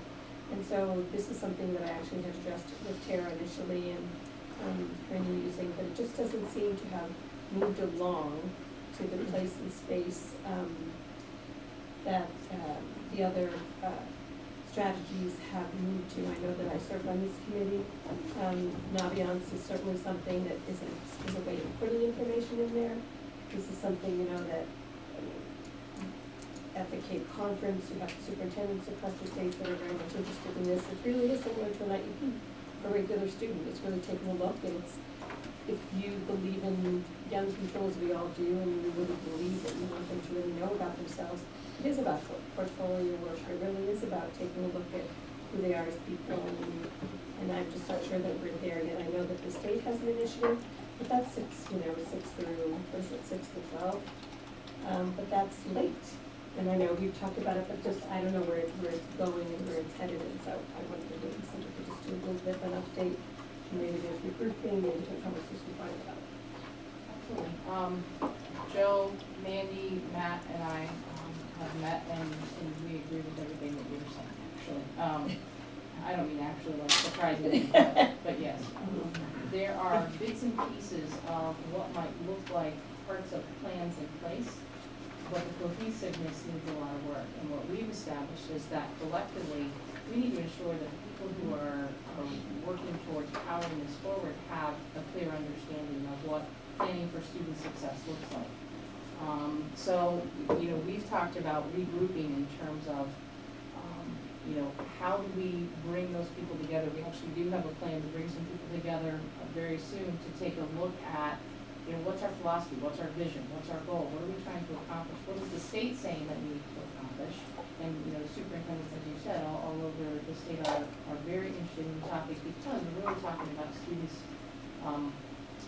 knowing themselves well enough to be prepared for whatever the next step is for them, and to be prepared for life. So, I know Joe's done some work with the advisory committee around starting to build scope and sequence, but even that's, we recognize that's a piece of a much bigger puzzle that, with or without, it's, SSP's remaining on the strategic plan as we move forward. This is something that we'll continue to evolve with and develop over time. We need to start developing it more quickly. I don't know if you I think it also ties in with assessment as well, doing that self-reflection piece, metacognition, the students' ability to recognize their own strengths and weaknesses so that they become independent learners when they do leave and they are in that college dorm room at 9:30 at night, and they know introductions are a struggle. They recognize that weakness and have the skills to overcome it. Coming into this, I'm new. I guess I can echo what she was saying. There are pockets of pieces of SSP scattered throughout Old Saybrook High School, and in this as well. And now our goal is to kind of refine, get that scope and sequence and that vision going, which I'm pretty confident we can get going fairly quickly. I took the summer and I spent a lot of time looking at what the state required, looking at exemplars from other school systems, and trying to get a feel initially in the first few months of what Old Saybrook has, how we operate, what we do. So that's starting to gel and come together. And using the advisory, I took the state's template and we started plugging in where everything is, where it appears, because it's not just through advisory, it's through the culture. It should be appearing in the classroom, it should be how we do business and pulling it forward. So that's where we're at. And I don't know about the middle school, based on our conversation, I think I could, take a guess. Another issue that we need to address, we've got advisory, we have guidance, but, again, this is a school-wide responsibility, and it's going to take us, some more time to help teachers make those connections. Hence the need for us to make sure that we have a vision and an understanding of where it is we're trying to go and where we're trying to lead students, so that we can effectively communicate that to teachers and give them the opportunity to develop that understanding as well. The good news in all this, Eileen, is that the state has provided us with information. I'm not sure how many schools are doing this successfully, but that's not really relevant at this point. We have the new white paper, which you and I discussed. We have the original State Department's directives on this, which have changed a little bit. They've been pretty much following the same path and the same goal. And we have, as Joanna Stasny said, we have a number of exemplars where it is successful. And so what we were talking about just this morning was how those resources can serve the four of them as they implement this at their schools more completely, with action steps that are going to result in deliverables that they can follow this pattern. They don't need to reinvent the wheel. They'll have to tweak it to fit Old Saybrook, but they don't need to reinvent the wheel. The other thing I remember as part of this committee, I remember one of the recommendations was staff training. What are those staffs? Some of us know about them because we're educators or we've always invested in that from day one. But other teachers are not necessarily familiar. What's one person's learning style versus another? What are the expectations? What about the metacognition? What about the conversations? What about the one-on-one conversations about, strengths, weaknesses? There's all of those pieces of it because personal success plan can mean a lot of things. But we really want to, I'm just saying from my own perspective, it's really hunkering down to have that self-confident young person that feels as if, they're more in command of themselves perhaps than I was when I graduated from high school. Or I'm not really good at math, or I really am good at math, and maybe I could do this and this and that. And so that opportunity to be intelligent, to have to be honest learners. And I'm not sure we're there yet. And so I don't know how we get there, but it is something that there are some well-trained, presenters, Vermont, Maine, they've been doing this for a long time. So there might be an opportunity just to learn about it so that we're not throwing things randomly. Kind of dovetailing on that, the Naviance part for me is very interesting, and I'm wondering if maybe it's a community effort. I think as a parent, I understand computers, so I can kind of get through this, but I'm sure there's a lot of parents out there that don't have any idea that the system is even available to them. mean, it offers a lot of those things for a student to know whether they're good at math or maybe even what direction they're going. So I think if maybe we had something out there for the parents to be able to hold on to that they could help. I know that that is delivered in, again, I'll use the word pockets, when counselors are meeting with parents and students on planning, which typically happens beyond the junior and senior year. It's we are becoming more and more acclimated with how we can utilize Naviance. Just as my conversation with Naomi, and this is not to speak what you're saying, because absolutely it could be a fantastic tool for self-exploration and self-learning. But it's a piece, it's a tool, it's where we house that information. And I think in terms of, really planning for student success, which for me, it helps to say it that way, because I think a lot of what happens is people think student success plan, they picture a portfolio, they picture a thing, or something that is an end result. And really what we need to do is get it to the point to where students are developing their plan for success over time, because that's going to change, from kindergarten through grade 12 for individuals, that's going to change. And I think that's true, but I think when you take that test and it tells you that maybe you're really good in sciences and you're thinking, well, I didn't know I was, that maybe when you're a sophomore and you're picking out classes or a freshman, that maybe you might be taking more science classes because that's what it's telling you you're really better at. Yeah, opportunities for parents to learn more about that tool and how it can be used in that manner. I absolutely agree with you. Just one thing is that even at the younger grades, they have an opportunity for student interests. The parents are really your child's first teacher. So the opportunity, maybe it's already going on, and that fits really well into the student success plan or personalized learning. So parents write a letter to, when their children come in at kindergarten, I really noticed that my child loves taking apart, bicycle. I mean, there's things that you learn about, your child's strengths that some parents might just not necessarily pay attention to, that an educator who they trust would say, oh, I'm so glad you shared that with me. Or, wow, they're just really good at languages. So that you're really able to go, it just ends up doing a career pathway that the state had put in place probably at least 10 years ago, just to be able to address more at a high school level. But it just helps not to pigeonhole, because I actually asked the state about that, and they were like, we have to be careful. Nobody wants to pigeonhole somebody just because they seem to have certain strengths at a younger age, because they're going to grow and they're going to blossom. But at least if you have a sense of who they are as people, you get a better opportunity to perhaps connect them with things that are not happening just at school, but outside of school. Are there any other questions about this particular strategic initiative?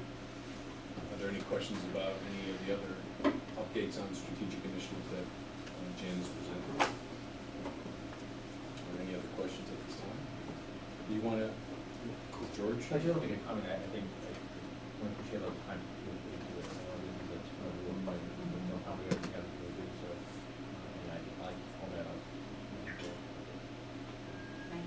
Is there anything in particular, just doing the anything in particular you want to highlight for us, just to make sure that everybody's read our screen, or just go and read the report? That's fine. I think the only thing I would say is that I think that and this is a rather inelegant way of describing it, but the shedding of things that we could no longer address or were no longer relevant this summer gave us the freedom to really approach what needed to be done.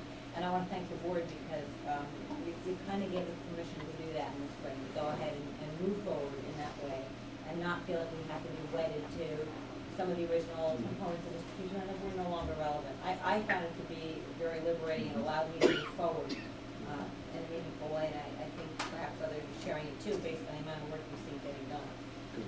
Well, good strategic plans are organic and they should involve, and you bit off a lot.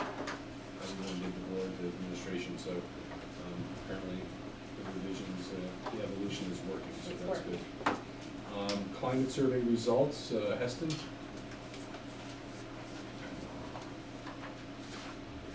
Yes, climate survey. Just to give you an update, we had presented the climate surveys to you in our plans, and the board has to come back with more detail and some data. So on the board wiki is the data that we have collected that you can review or you have reviewed. Just to remind you that each building has a climate committee. Formulating the questions, Mandy, Sheila Brown, Sheila Riffle, and myself collaborated with the climate committees on the creation of the questions, the vetting of the questions, the sequence of the questions. We learned a great deal through that process. We learned that having open-ended questions isn't always the best way to collect this data, because then it's difficult to sort the data, so we learned a great deal about that. Once the questions were drafted, we used SurveyMonkey. SurveyMonkey is an online survey application that will send out a link to your specific demographic group, and they click that link and they go and they're able to take that survey, and then the results of that survey is tabulated by the SurveyMonkey. With the exception of Goodwin School students and high school students, the Goodwin students took the survey on paper because it was more developmentally appropriate. In some cases, they were smiley faces, sad faces, and the committee used that data as well to formulate the committee's recommendations and plans. The high school students were not surveyed this time due to a confluence of different things that were coming together during that time. So the data that we used for the high school goals came from the parent survey, the staff survey, as well as the administration working with different groups within the school. But a formal survey of high school students was not done. So all the data that we have collected, like I said, is posted on your board wiki. And building administrators have presented their plans. You're looking at them as we speak. So any questions you have about those plans, we can try to answer them for you. The surveys are given periodically, but even in a time when surveys aren't being done, they still continue to change because these committees are active. They involve their parents, staff members, and when appropriate and where appropriate, students. And so you will see them continue to change. We could present them to you a year from now. They may have new goals, and that would be appropriate based on new data and new information. Good question, because I haven't had a chance to digest this, but among the administrators, anything come up where somebody just said, without going to a lot of verbatim about what school climate, anything pop up that you would say needs improvement in terms of your schools, like a safe school climate? Yeah, I'd be happy to speak to that for a second.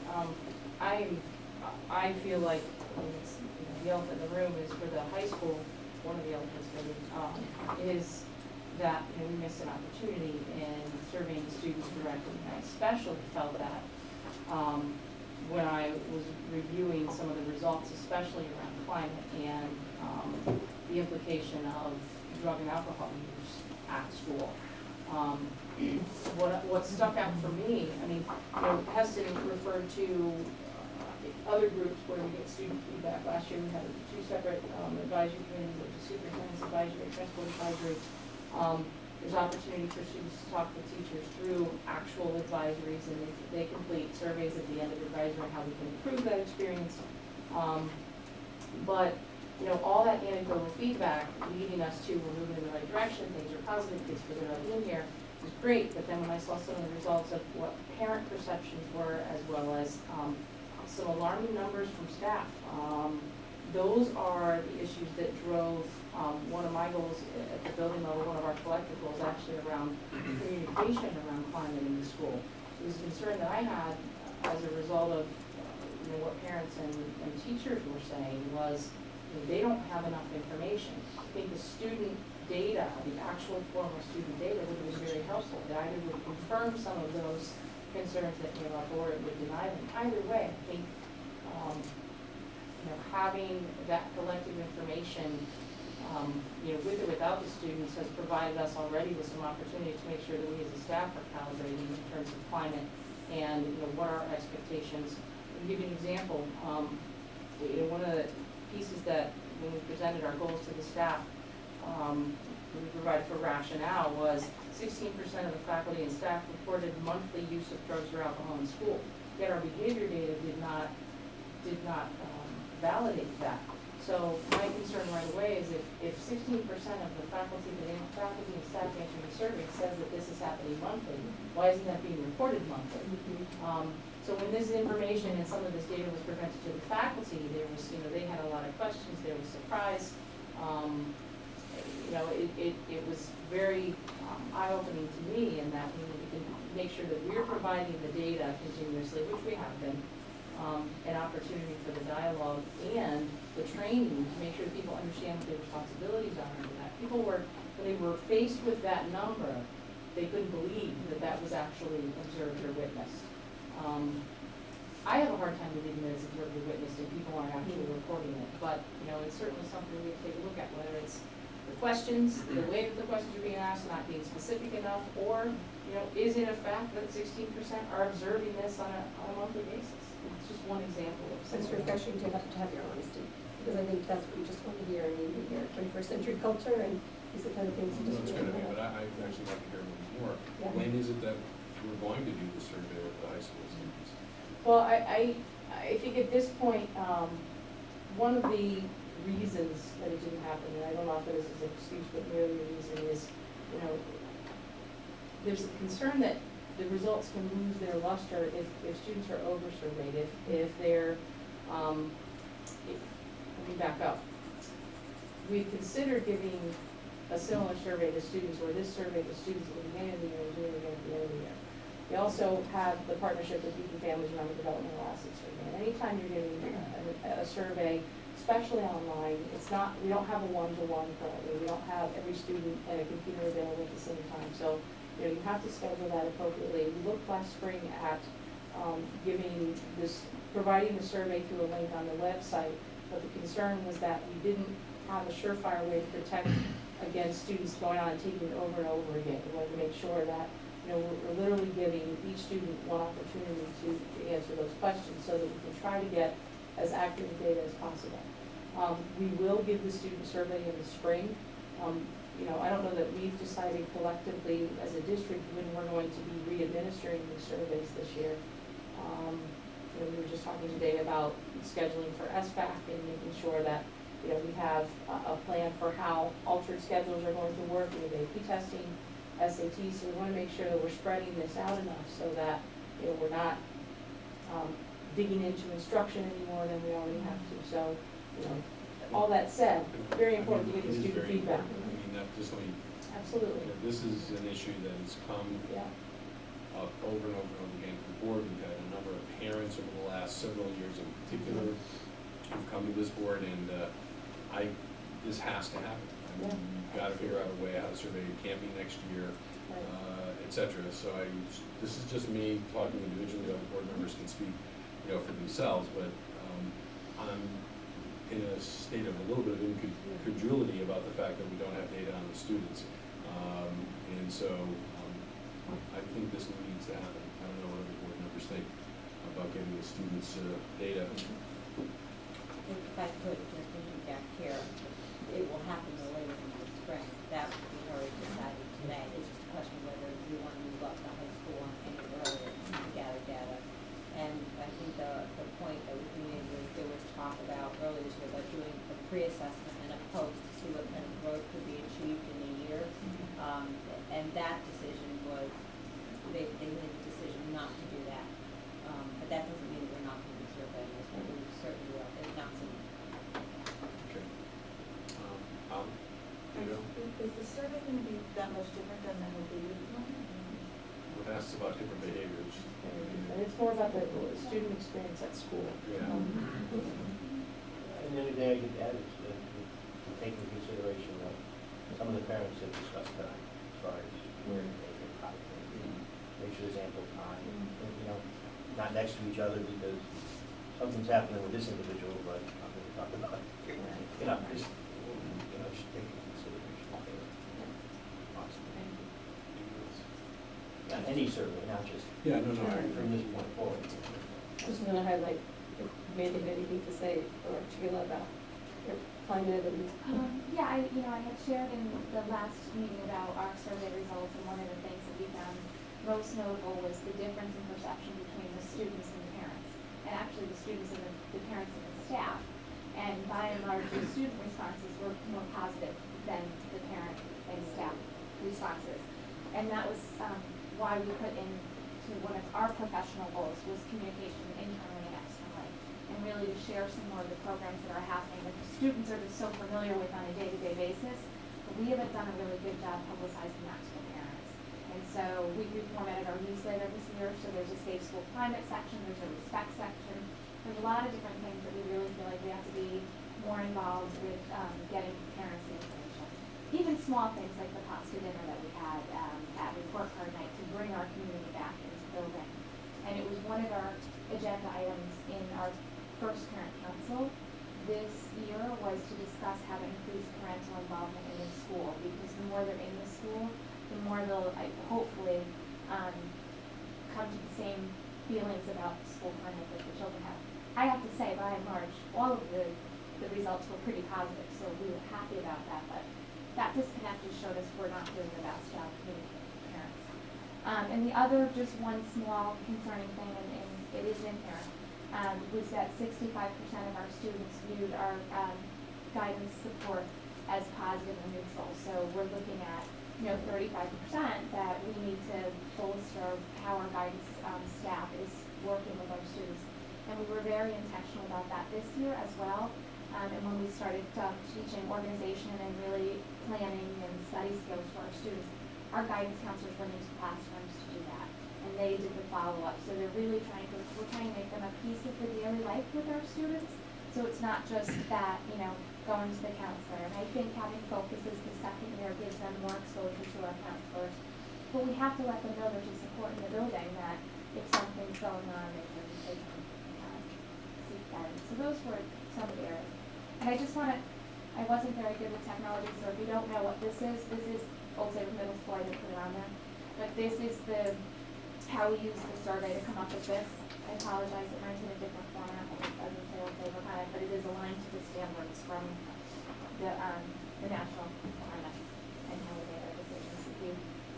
We'll do Karen first about middle school. Just wondering, I guess middle and high school, just an approximate parental response rate. How many parents are actually responding? 100 for the high school. 100 parents? 100 for the high school.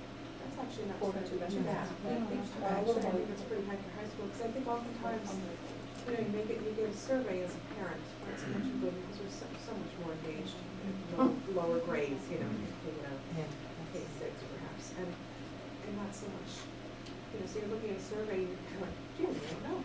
I just don't know, so I don't submit it, because I don't know.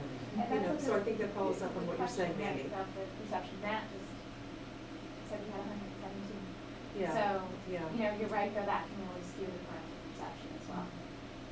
But that just speaks of the fact of what you were talking about that, communication piece. I was going to just say, you just mentioned because you're giving the highlight, but is there's a sense, and would you probably have raised it if there seemed to be higher visibility of, say, bullying in middle school? Is that something that, when I think of climate, I can think of that. So is that anything that across the board, anybody feels is going on, people are pretty well in tune with, but it's not a high priority in our schools? Again, higher parent perceptions and staff perceptions of bullying than there were student perceptions of bullying, and that's actually in this report as well. So I think, again, that education, we educate our students pretty regularly about what bullying really is. And so is it that repeated behaviors to intimidate and cause harm to children, or is it mean behavior? There's a difference between, and I think our kids really understand that. And again, we have to do a little bit more of a better job with our parents in terms of what is this and how do we report it. So we've sent home in our our monthly newsletter, October was the month of bullying, so we had a whole section on bullying, we reviewed the safe school climate, we applied forms, the whole thing.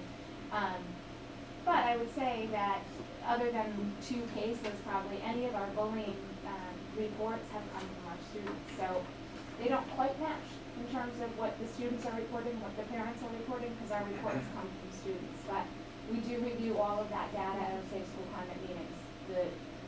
Obviously not names, but reports other than whether or not they've been validated. I think it's important to note too that when we sat down over the summer to look at the survey results and look at each stakeholder survey, went question by question, we were proud. We sat there and we really celebrated that day and said, look at how these students are coming to our school and how they're feeling each and every day. They're feeling connected, they're feeling safe, they're able to learn. And it was tough when we sat down to develop our goals over the summer and look towards the year as to what we were going to really target, because there were so many positive things to look at. There wasn't a lot of negative to glean out of it. And some of the things that we had in the past, we had already addressed. Some of the supervisory issues in the playground, on the bus, those types of things had come to the forefront. Some of the bullying things that were present in the past, the numbers had showed that we've made significant growth. So I think it's important to note. Sue? Yes, actually, those little smiley faces gave us some information, and even with the kindergartners, every single child took the survey. They took it in class, and they took it under the supervision of their classroom teacher. And we asked a lot of safety questions, and we don't even introduce the bully word. You know, we talk about being mean to your friends, or not fair, or not kind. But bus continues to be a frightening issue for little kids. It's something that we have struggled with since I've been here. And it's really a matter of education and just, you know, I think someone alluded to the fact before, what you're really in control of and what you aren't. And when those buses pull away, they pull away without us. And so, you know, we do all kinds of interventions, and we've done skits, and we've done all kinds of things with kids about accepting responsibilities. But those little smiley, frowny faces told us a lot. It was probably the most significant amount of information we got from all of the surveys.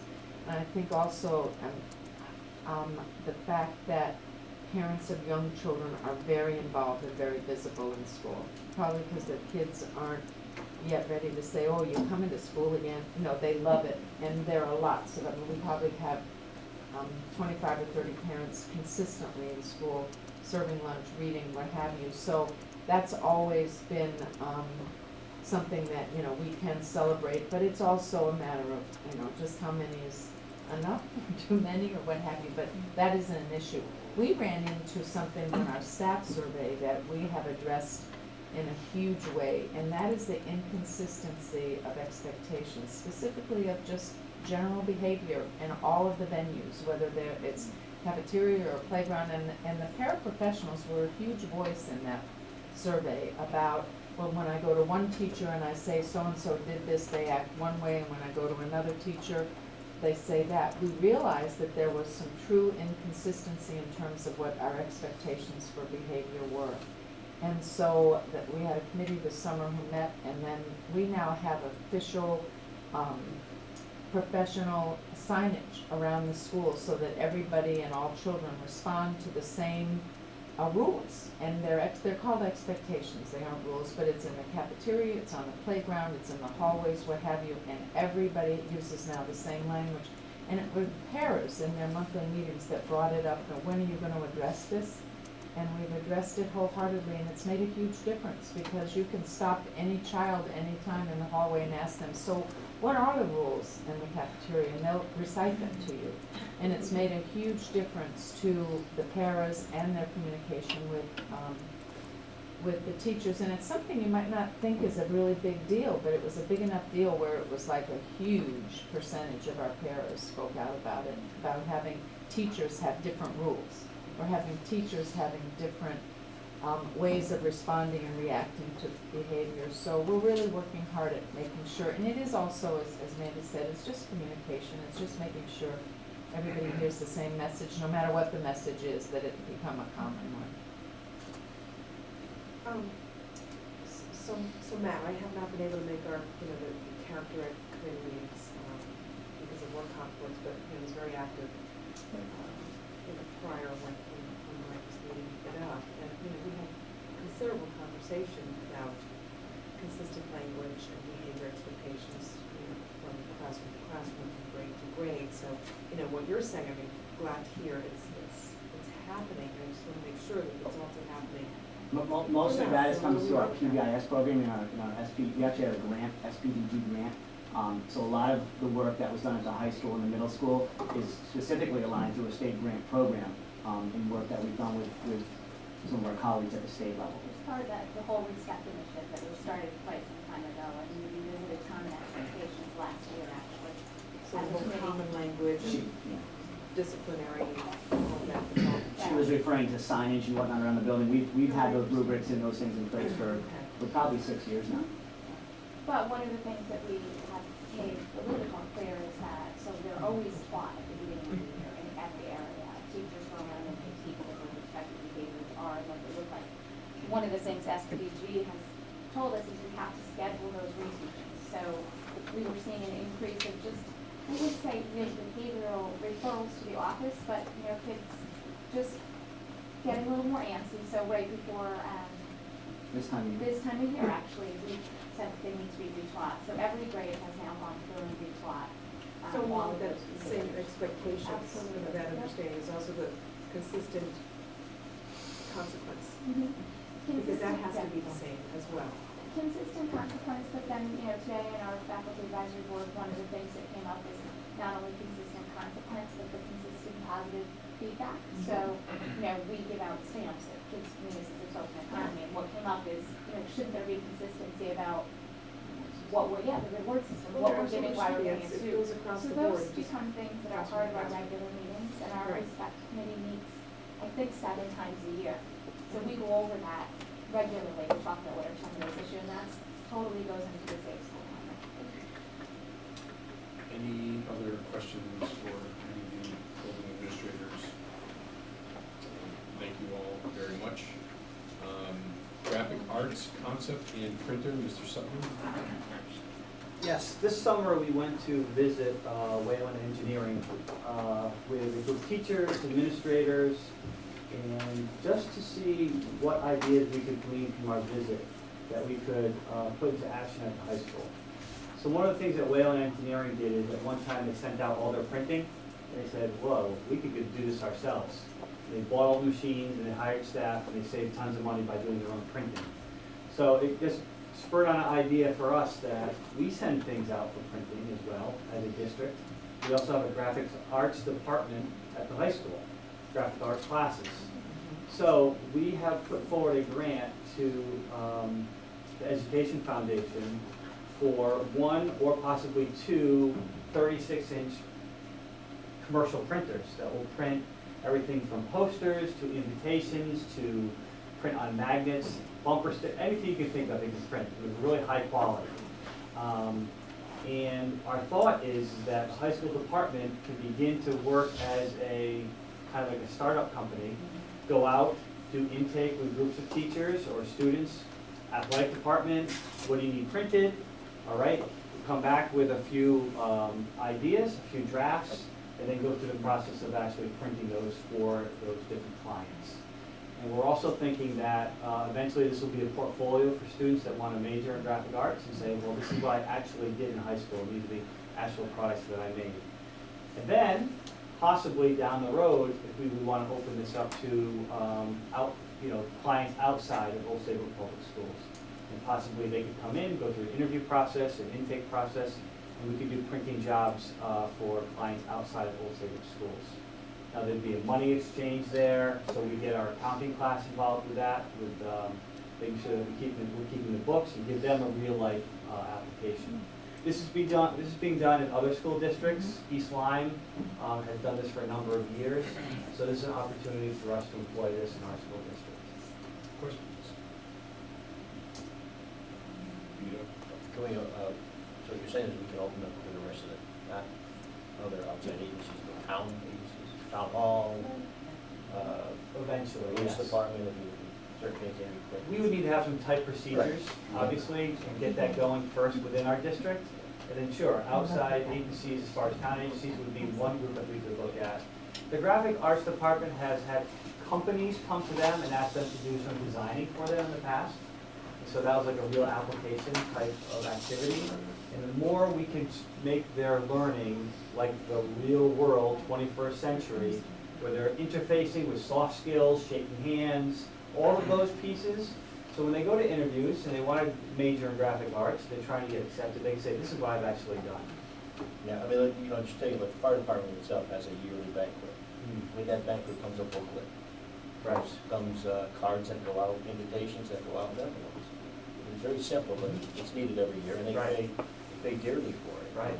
Not that they would get it for free, but it would be an in-house source. It is amazing the markup on that, because we went out in price what it cost for a full 36-inch color, and it's over $30 just for one. And we could print it for, a fraction of that cost. We paid $30 up size. Right. So we would be looking to make a profit eventually, but we were looking to support the program.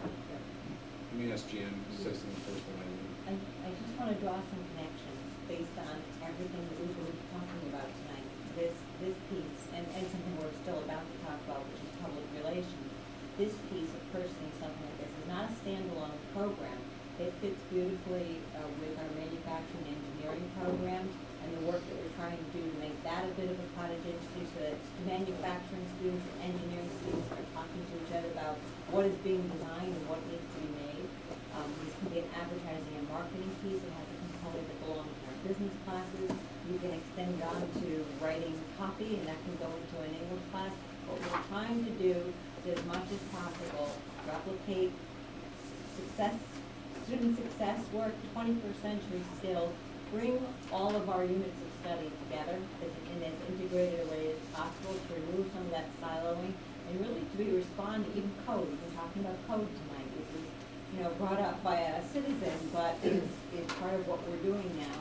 All of these efforts and endeavors are all linked, they're all connected, they all fall under the umbrella of the strategic plan, and none of them is happening in isolation, which is something I think this administrative team has been working really hard on doing this year, is that moving the whole district forward in a focused way. And I only want to just connect the dots in a very obvious way too, because that gets back to where strategic plan is. I want to add a little something. So I learned a new term today. Everybody's heard of STEM, right? Yeah. And so STEAM.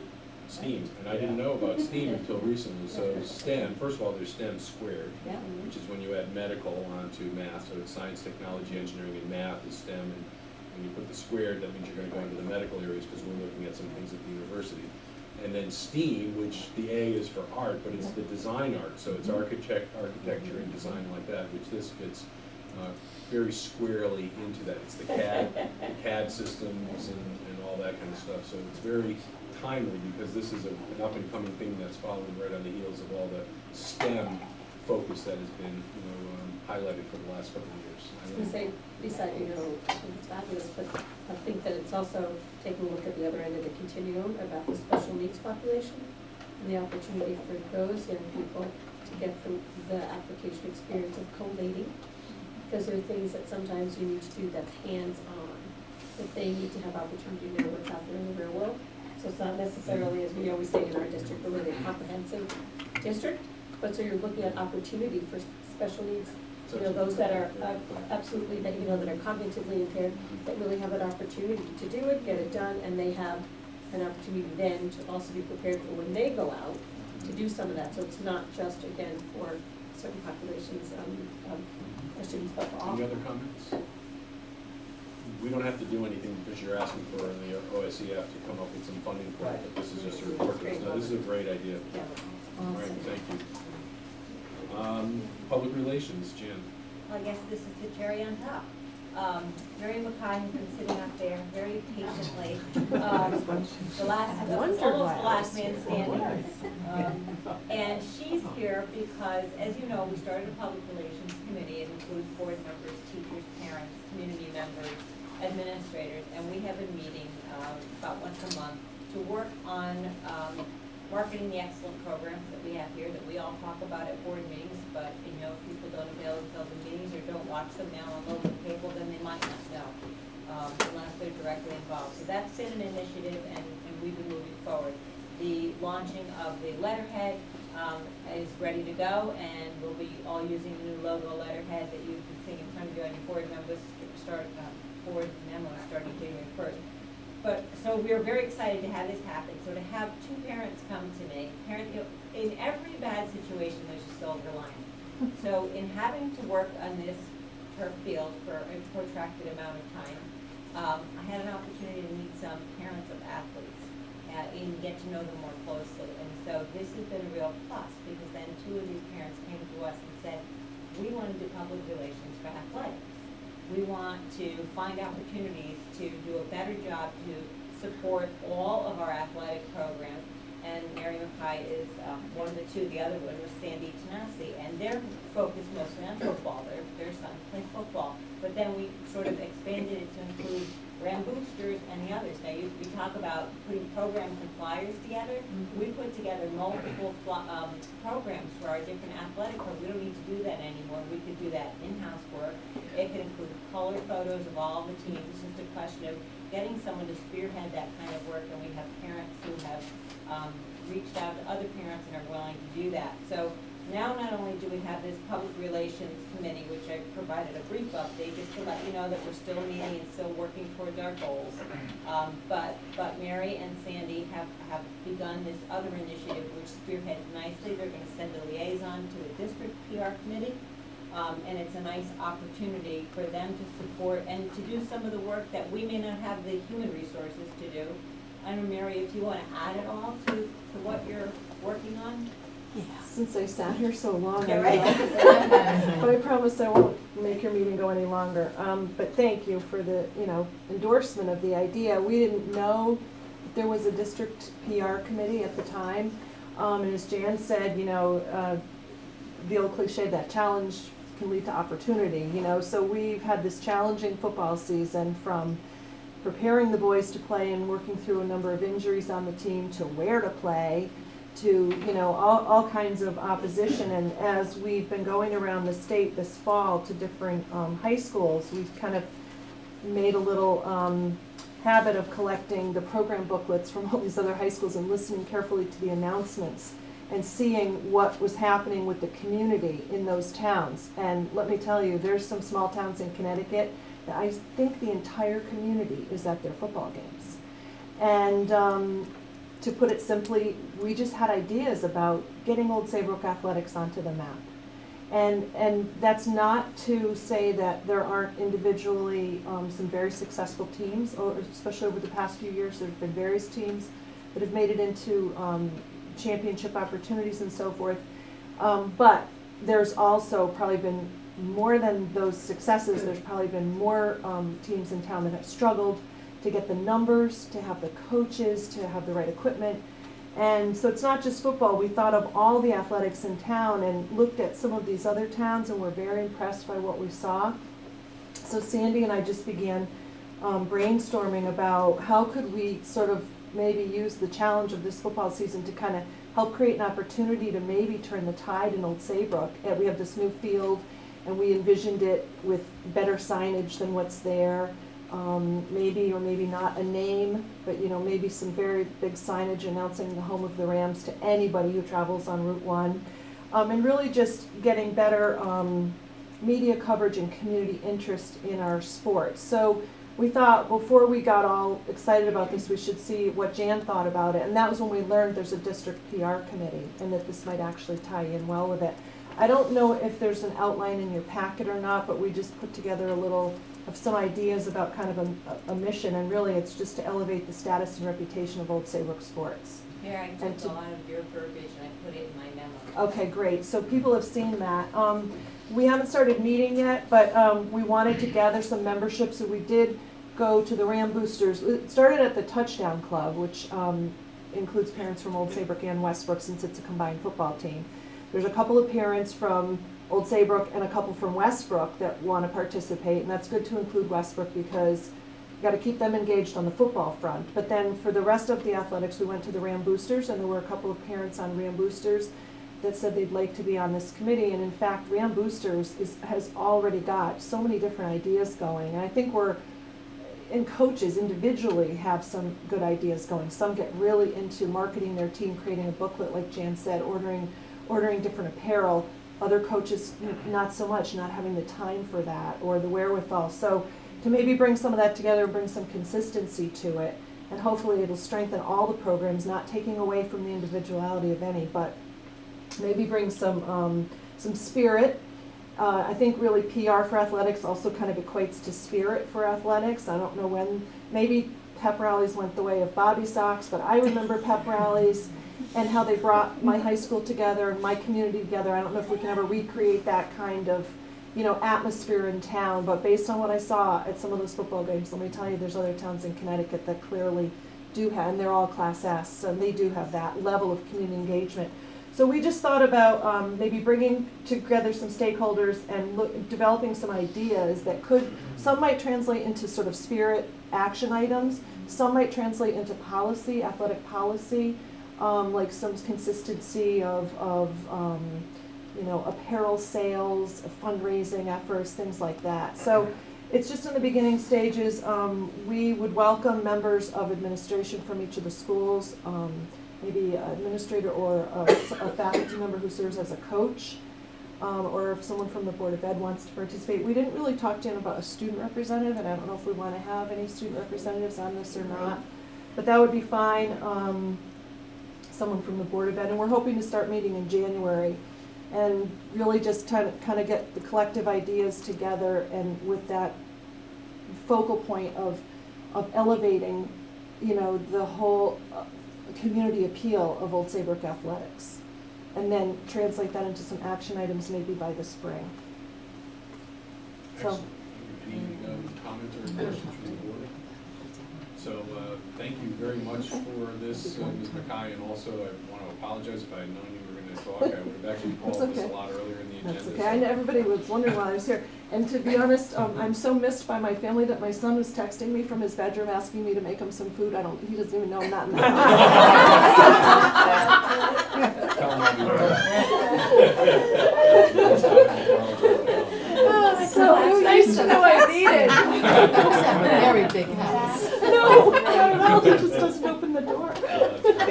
I'm just so excited that we have this parent grassroots effort that really is gonna support what we're doing with public relations. That's great.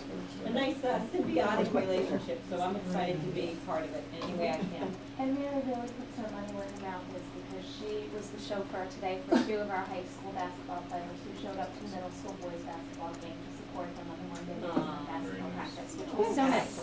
Yes.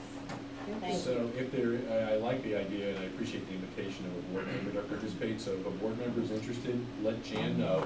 Just courtesy copy me if you send an email, or Jan, I like to keep track of what your assignments are, just so we don't overburden anybody too much. So if someone wants to take on liaisoning to that committee, that'd be fantastic. Okay.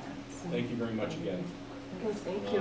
All right, so the Cape Conference Review, we had a meeting on the Tuesday before Thanksgiving, and it was a very focused, very brief meeting, just because we wanted to do a number of things, including the 12 policies that you're going to hear about in a couple of minutes. And so I postponed until this point. And the only thing we did, because we had several board members attended the Cape conference, the annual conference, and one of the things we've talked about in the past is if a board member had any particular reaction or information that they wanted to bring back and share with their colleagues, we could do this very briefly at a board meeting, but then if there was something more that would take more time, it could engender an idea for like a workshop or some other sort of a follow-up training or like that. So if any of the board members who did attend CABE want to highlight a session that they attended or any other information, and we're only looking for like 1 or 2 minute highlights. One of the workshops I went to was about negotiations, so I have a lot of information back at home that were handouts, and I grabbed as many multiple copies as I can, which I'll share with you in January. It's not going to see me until then. Okay. But these workshops, this particular one was being led by attorneys, so it's really valuable information, and it's talk about often the misconception that a lot of people have with private sector versus public negotiations and how that works, and the various guidelines we have with that. So I know anybody who's best mutual negotiations would understand that. A lot of different technical pieces about that. We talked about some settlements coming through, what it's looking like. Another workshop was regarding board members' roles and superintendent roles and relationships, and you have to have shared mutual value, which we have all talked about.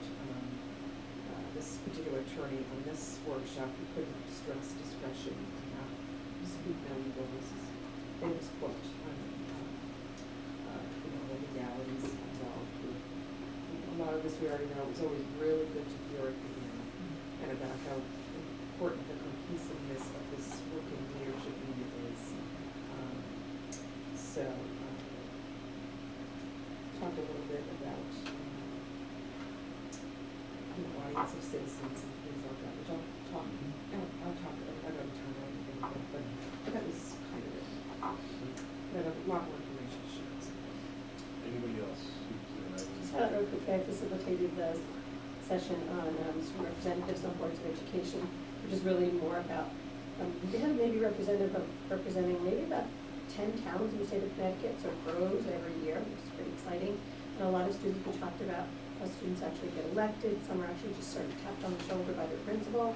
Some are based on grade point average, so they really learn collectively from each other on how to be representing your community, your school, and actually the equity. Who has student voice? Does it have to be the person with the best grade point average, or can it be someone else? The other piece we talked about, which is real world application, about how our students serve on the Board of Education. We in North Saybrook were the first model to do that, and then even family now has representatives. So we talked about what about board appointments? What if you're interested in perhaps learning about how towns are run? And so there's a lot of conversation, and I very much enjoy presenting it, and the students are great with lots of different ideas and lots of ideas. And again, there's now student sessions for students to attend. I attend one legislative issues, another for communicating, and they were informative. But the keynote, the speaker, indeed, written stuff, pretty impressive. Yeah.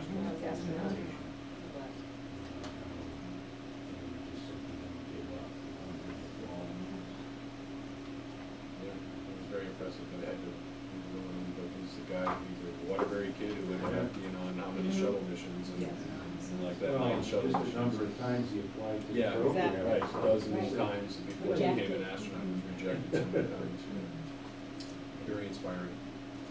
Very quickly, I attended one particular workshop, it was, I left the materials home with the Lighthouse program for boards of education that CAVE has gotten some funding to support, and I believe the closest district and board of education that's gotten was Clinton or Westbrook. Yeah, in terms of one of our neighbors on the shoreline here. And essentially what it is it focuses on, high functioning board, continuous quality improvement. So even if you're a board who, thinks you function well, or there are things that you can do to, continuously improve your effort. And there's actually just a 3-page handout that I'll copy and bring into the January meeting or distribute, because it lists very succinctly what the key areas are. And I thought that was very, very well done. And frankly, I think we do pretty well in most of those, but again, we could always be better.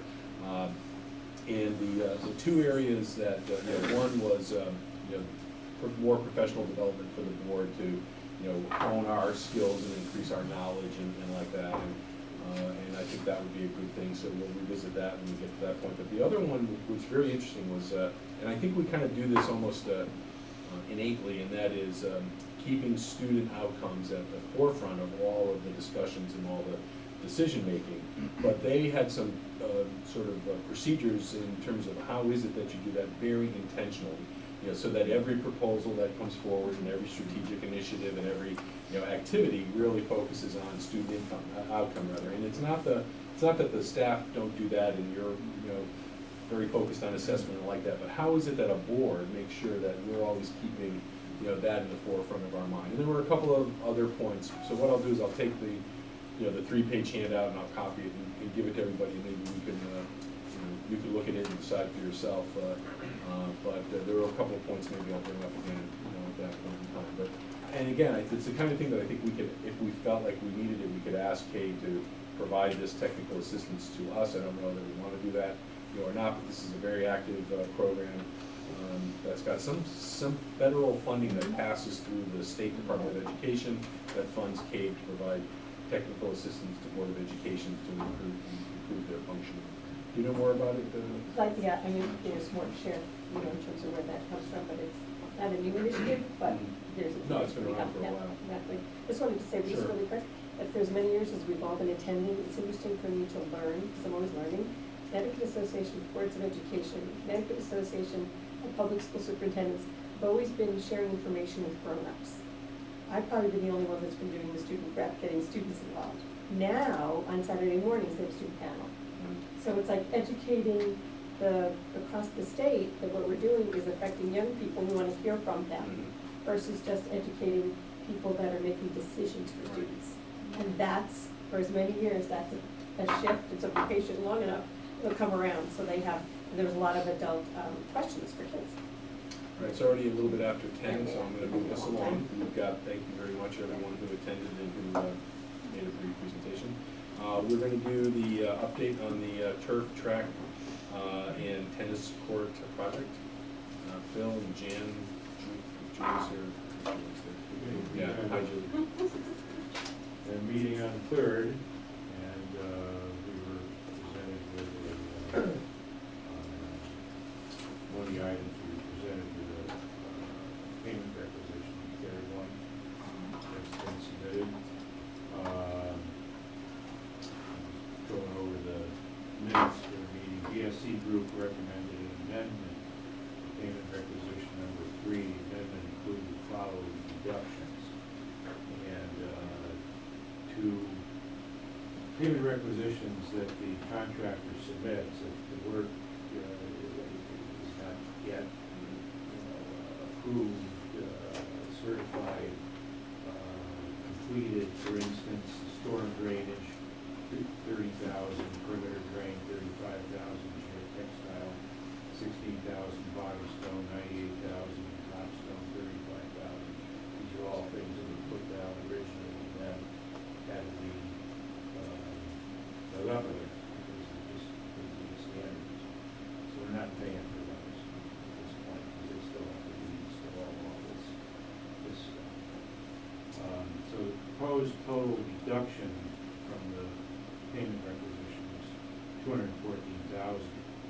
So this reduced the payment requisition number 3 to a total of $240,730. The great bulk of that was for payment for the turf. I think it's 370 of that, so. 243.70 is what's on the. That's correct. 370? Yeah. Daughters? Well, it's material that's going to be put down. But, I mean, it's been manufactured, delivered. It's going to go down eventually. But it's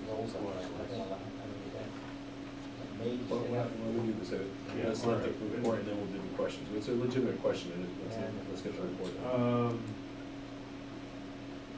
240,000, 370 is what's on the, this is the, Okay, so. because in minutes here, I have 730. To the transposition.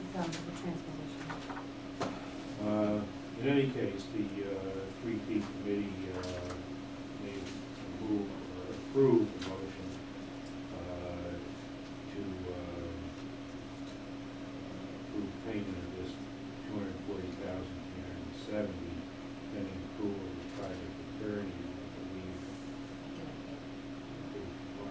Your minutes should probably reflect recommending approve, that the Board of Education approve. Correct. I mean, we would. Right, you're forwarding it on to the Board of Education for approval. So we did ask the attorney about this pay rec that had been certified by the engineer.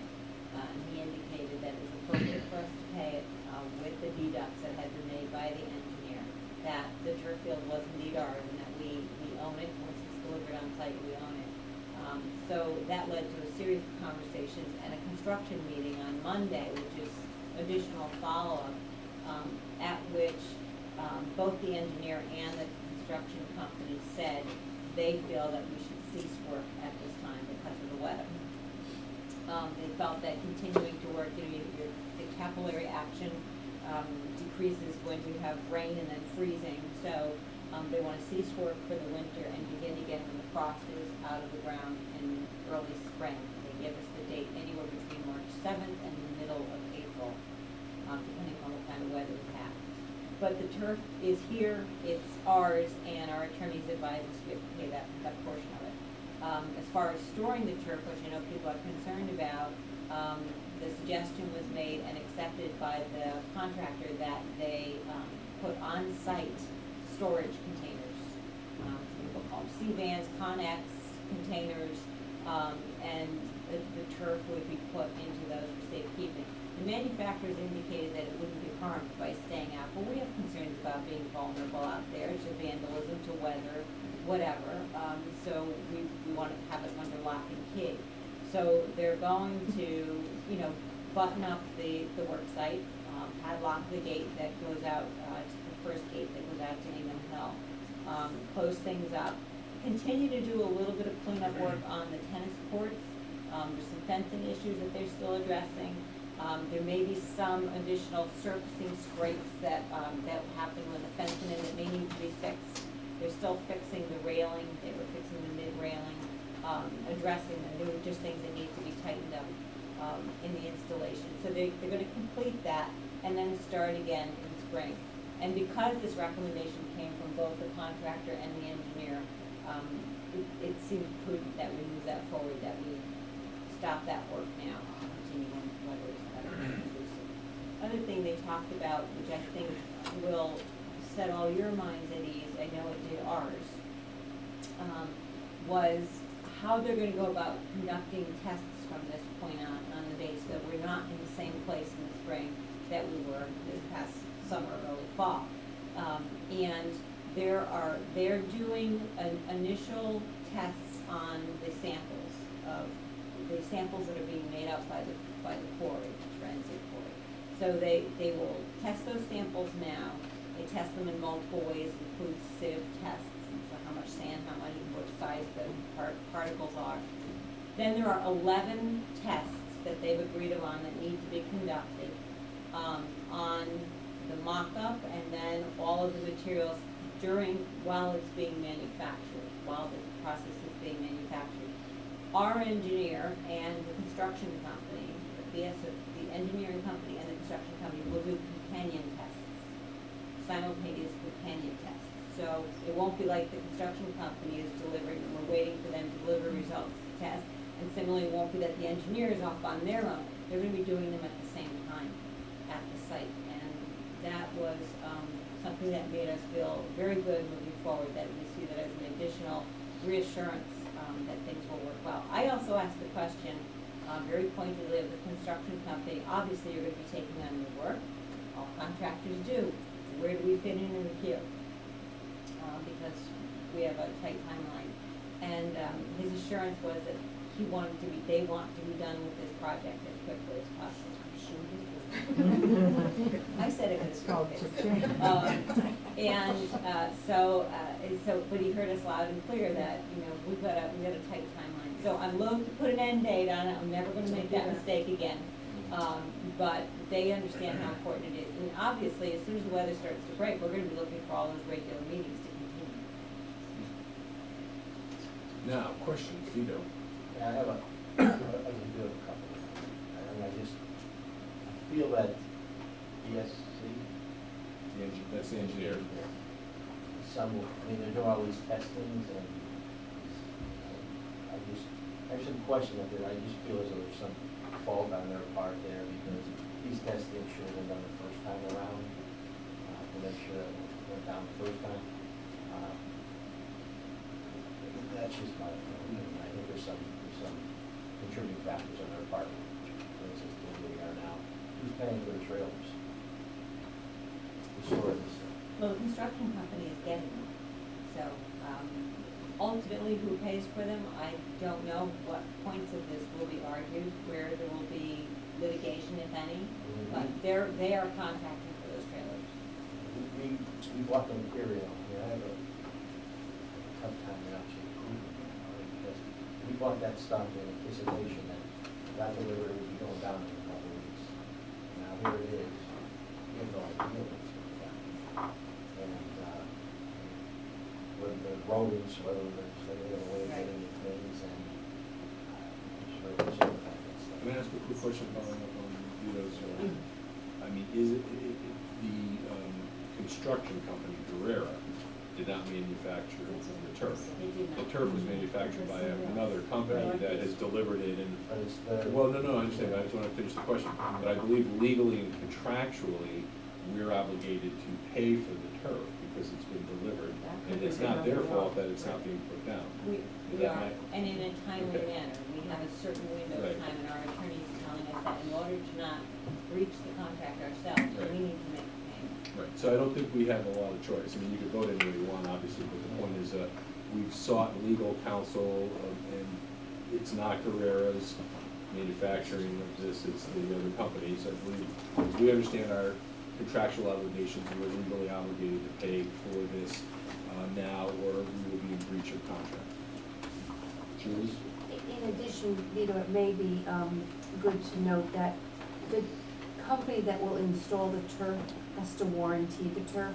So if in fact there's any issues, they have to put their stamp of approval on it when it goes down. So even though the turf is here, let's just say, mice get in or something happens, it's not uncommon that they would have a patch that they take out and seam, when they're, it's like putting carpet down in your own house, where you would put together. So they have to actually stand by the warranty, and we have 7.5 years of a warranty. So I think The warranty is started. No, No. it won't It start doesn't till make they it certify that after it goes down. So there's definitely some protection for us, because they're gonna have to be assured when they put it down that it has met their standards. Okay, so the warranty takes effect once It's, right, once it's been certified and accepted, yeah. Kelly? Does the warranty, I would be interested in how the warranties are written. So does the warranty, if it's in relationship to the installation and how it kind of holds up over time due to how it's installed, if there's a problem before it even goes down? People what, I'm sorry? If there's a problem with the turf even before it's installed, and the warranty is in relationship to the installation? Well, if they install it and there's something wrong with it, they have to make that right. They're not No, gonna I know, certify But it. if you're given a product that we provide. So let's, is the question, what if something happens to it now, it's not under warranty yet because it hasn't been installed? What insurances or other, things are in place, that would cover us if something were to happen to it now? It's, the whole project's insured. So the whole project's insured? Absolutely. I mean, it's bonded, so if there's an issue, we have the protections. And we're actually, and this is the first time I've heard it, but just to make sure I understand it, we're actually doing more than what the manufacturer even recommends. The manufacturer says, hey, this is a turf field, it's gonna be outside Right, forever anyway. right, You could leave it rolled up and it'll be okay, but we're saying we're not comfortable with that, we'd rather see it in these lock boxes or whatever they're called, for a variety of reasons. We don't want vandals, we don't want to. Our ag stock will go under the bleachers and sit outside for the next 8 years or 10 years. And we've even asked probing questions about, keeping it rolled up for a period of time, is that gonna have an impact? Piling it one on top of each other, is that gonna have an impact? We've asked all those questions and done the due diligence that we could do, and we're given the answers that we wanted to hear, took notes on that, of course, and dated them, during the construction meetings, And this is the scenario we find ourselves in. And BSC is also getting, I believe, something from the manufacturer to say that this storage will be acceptable. Okay. As long as the transferring of the roles of monitors, not forklifts or areas. We talked We about talked that. about that too, Okay. they're bringing in specialized equipment to move the rolls. It's got a pole on it, and it goes inside the roll and then Where is it's. it paid for? They actually have that, the construction company. All right, any other questions for Phil or Jan or Julie on the update? And then the action that we're being recommended, and legal counsel's already reviewed this is, so they had submitted a bill for, looks like 400 and something, 40 or 440. And the deductions are based on works that the engineer won't certify. And so what we're being asked is for $240,370 at this point in time, correct, Phil? All right, so can I have a motion to approve the construction company's invoice as it's been amended and certified by the engineer for the amount of $240,370? Phil, seconded. Holly, and any discussion on the motion to approve this invoice, payment for this invoice? Hearing none, all those in favor, please say aye. Aye. Are there any opposed? Vito's opposed. All right, thank you very much. Motion carries. There will be one more pay rec coming up, just so Okay. that the board is aware. Not Right. tonight, obviously, but Right. coming. All right, so we're now to our last agenda item, which is the board's second reading of a dozen policies. You also have 2 regulations there, just for your information, but the board only approves policies. And so unless someone has a question about the regulation, we're just going to let you know that they're there. At the November 25th, I guess it was, Tuesday before Thanksgiving meeting, there was a fairly detailed review of each of these. They're out there for public view. If board members have any questions, at this time, this would be the time to ask it. My intention is to just go through them one at a time and seek a motion for approval. And then when that's motioned and seconded, see if there are any questions, and if there are none, we're just gonna move through them. If there are questions, we'll take as much time as is necessary for board members to have their questions answered. We're not going to summarize the policies again. That's already been done, and they've been out for everybody to review. Is that okay with everybody? Yeah, Kelly? Just a process question. When Sure. we have a block of policies like this, is it possible to almost treat them with the consent agenda? So, And ask to be it's, removed? on the first reading, it's probably less appropriate, because Right. you really do have to present them. This could be done, we don't have a consent agenda. If someone wanted to make a motion to approve all these policies, what would be the correct phrase, as a, in bulk or in mass, I don't know what the phrase would be, we could probably do it. It's probably more elegant and have a better record that each one is done, one at a time. But it's something we could ask Ann Littlefield for a little advice on, whether or not you would put something like this in a consent agenda. And just keep in mind, if we do put things in a consent agenda, if any board member has a question, they can ask that it pulled out, so you're not bound to have things in the consent agenda. So if you don't mind, we do have 10 minutes before we need to make a motion to extend. Let's see how it goes, and we need to extend, we'll do that. So can I have a motion to approve the Series 1000 policy on smoking? Actually, why don't Eileen, would you mind just being the motioner, and then we'll just ask for a second. So Eileen's gonna move smoking. Huh? Yeah. Well, see, that's just a regulation. There are 2 things that say regulation Right. only. They're only there for your information. The board does not approve them, Correct. but we tend to get them, especially if they're important. So we're not doing, sex offenders on school property is a regulation only that the board looked at. That regulations are issued by the superintendent. So the first thing that we have to So I'd approve like is to make a smoking. motion to adopt policy 1000, smoking. Anyone want to second that? Second. Kelly. Are there any questions on the new smoking policy? Hearing none, all those in favor, please say aye. Aye. Are there any opposed? I'd like to Okay. make a motion to adopt the 2000 series, retention of electronic records and information. Will someone second? That's Holly. Are there any questions on retention of electronic recording, records rather, and information? Hearing none, all those in favor, please say aye. Aye. Are there any opposed? Okay. I'd like to make, Go ahead. One person missing. Yeah, so are you just, Okay. Joanne has stepped out of the room, so just as you're taking the count, make sure it's 8-0. And you may need to just make a note so that the numbers, otherwise George will tell us that the addition is wrong. Yes. Sorry, George, it's good, we appreciate your. I'd like to make a motion to adopt within the series 3000 series, budget procedures and line item transfers. And who will second I'll that? second. Karen.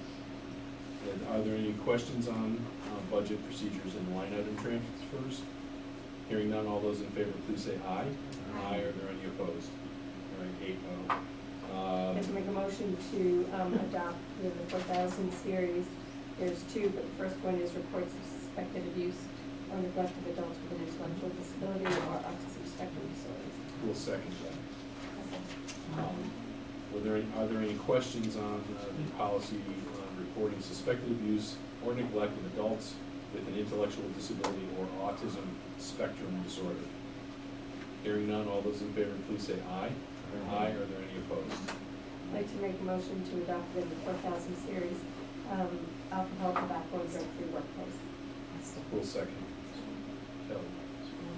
Okay, so we're on the series, second one to 4,000, and Joanne's here. We're just getting the accounts of how many. No, that's, okay, that's fine.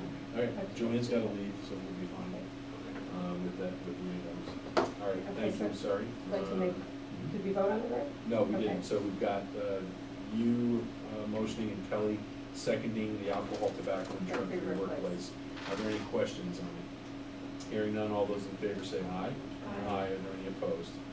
All right, so now we're gonna skip over the regulation on concussion training for athletic coaches. If Right. anybody has any questions, feel free to ask them, but we don't have to approve it. I'd like to make a motion to approve within the 5000 series administration of medications. Cool, second? Is that Phil? Yep. Phil, thank you. Phil seconded. Are there any questions about the administration of medications, the new policy? Hearing none, all those in favor, please say aye. Aye. Are there any opposed? Okay, 8-0. I'd like to make a motion within the 5000 series on attendance and truancy. Okay, who will second? Sounds like Phil again, real quick. Any questions about the new attendance and truancy policy? Hearing none, all those in favor, please say aye. Aye. Are there any opposed? Okay. I'd like to make a motion again within the 5000 series, adoption of bullying and safe school climate plan. And who will second? Holly. Any questions on bullying and safe school climate plan policy? Hearing none, all those in favor, please say aye. Aye. Are there any opposed? Okay, next. I'd like to make a motion again within the 5000 series, food allergies and glycogen storage disease. And who will second? Kelly. And are there any questions on the new food allergies and or glycogen storage disease policy? Hearing none, all those in favor, please say aye. Aye. Are there any opposed? School discipline. I'd like to make a motion to adopt again within the 5000 series on physical activity and student discipline. And who will second? Karen. Any questions on the proposed new physical activity and student discipline policy? Hearing none, all those in favor, please say aye. Aye. Are there any opposed? Okay. I'd like to make a motion within the 5000 series to adopt student discipline. And who will second? Bill. Are there any questions on the new proposed student discipline policy? Hearing none, all those in favor, please say aye. Aye. Are there any opposed? And the last one, please. Yep, and last thing, make a motion to adopt the 6000 series curricular exemptions. And who will second? Holly. And are there any questions on the new proposed curricular exemptions policy? Hearing none, all those in favor, please say aye. Aye. Any opposed? All right, thank you very much, very efficient. Thank you to the policy committee. And Eileen, go ahead. I just have one thing to clarify about the windows in your school. I didn't want anybody to misinterpret, I wasn't for doors Yeah. or not for doors. I just think it's something that we have to start thinking about, and for what reason, that's all. Right. I think you're right, and I think having a security review and making sure we talk to Well, the I fire mean, department and everybody else. You know, as well. administrative district leaders and everybody. The more needs, information, the better. I think you're right. budget and stuff, so that was really. Thank you. There were reports by administrators, and if anyone has any questions for the Kathleen Goodwin School, we're gonna not even do highlights right now, if you don't mind. I'd just like to ask you if you are coming to the musical on Thursday, please let the office know. That's what we'll do. Any questions for the Old Saybrook Middle School leaders? Any questions for the Old Saybrook High School? Any questions for Julie, Operations, Facilities, and Finance? Anything for Kathy By, Student Support Services? Any questions for Heston, Curriculum, Instruction, and Assessment? And any questions for the superintendent of schools? Any closing comments by the superintendent, and then we'll do that? Okay. Before we do, we don't meet again until January 6th, so enjoy your holidays, whichever ones you celebrate, and have a happy new year. I'm trying to say, if we can go back to correspondence, because there were significant amount of letters the board of the Washington from high school juniors thanking the board for our support for the trip and, you know, for the opportunity for all of the educational experiences they had, and Okay. kind of sums it up. You can summarize it if you want at the next meeting. Yeah. Yeah, I just want to get Yep. it into the minutes. Perfect. Excellent, thank you. All right, so it's time for us to end anyway. Can I have a motion to adjourn? Moved by Arlene, seconded by Kelly. All those in favor say aye. Aye. Any opposed? All right, thanks. We're adjourned. But I'm like,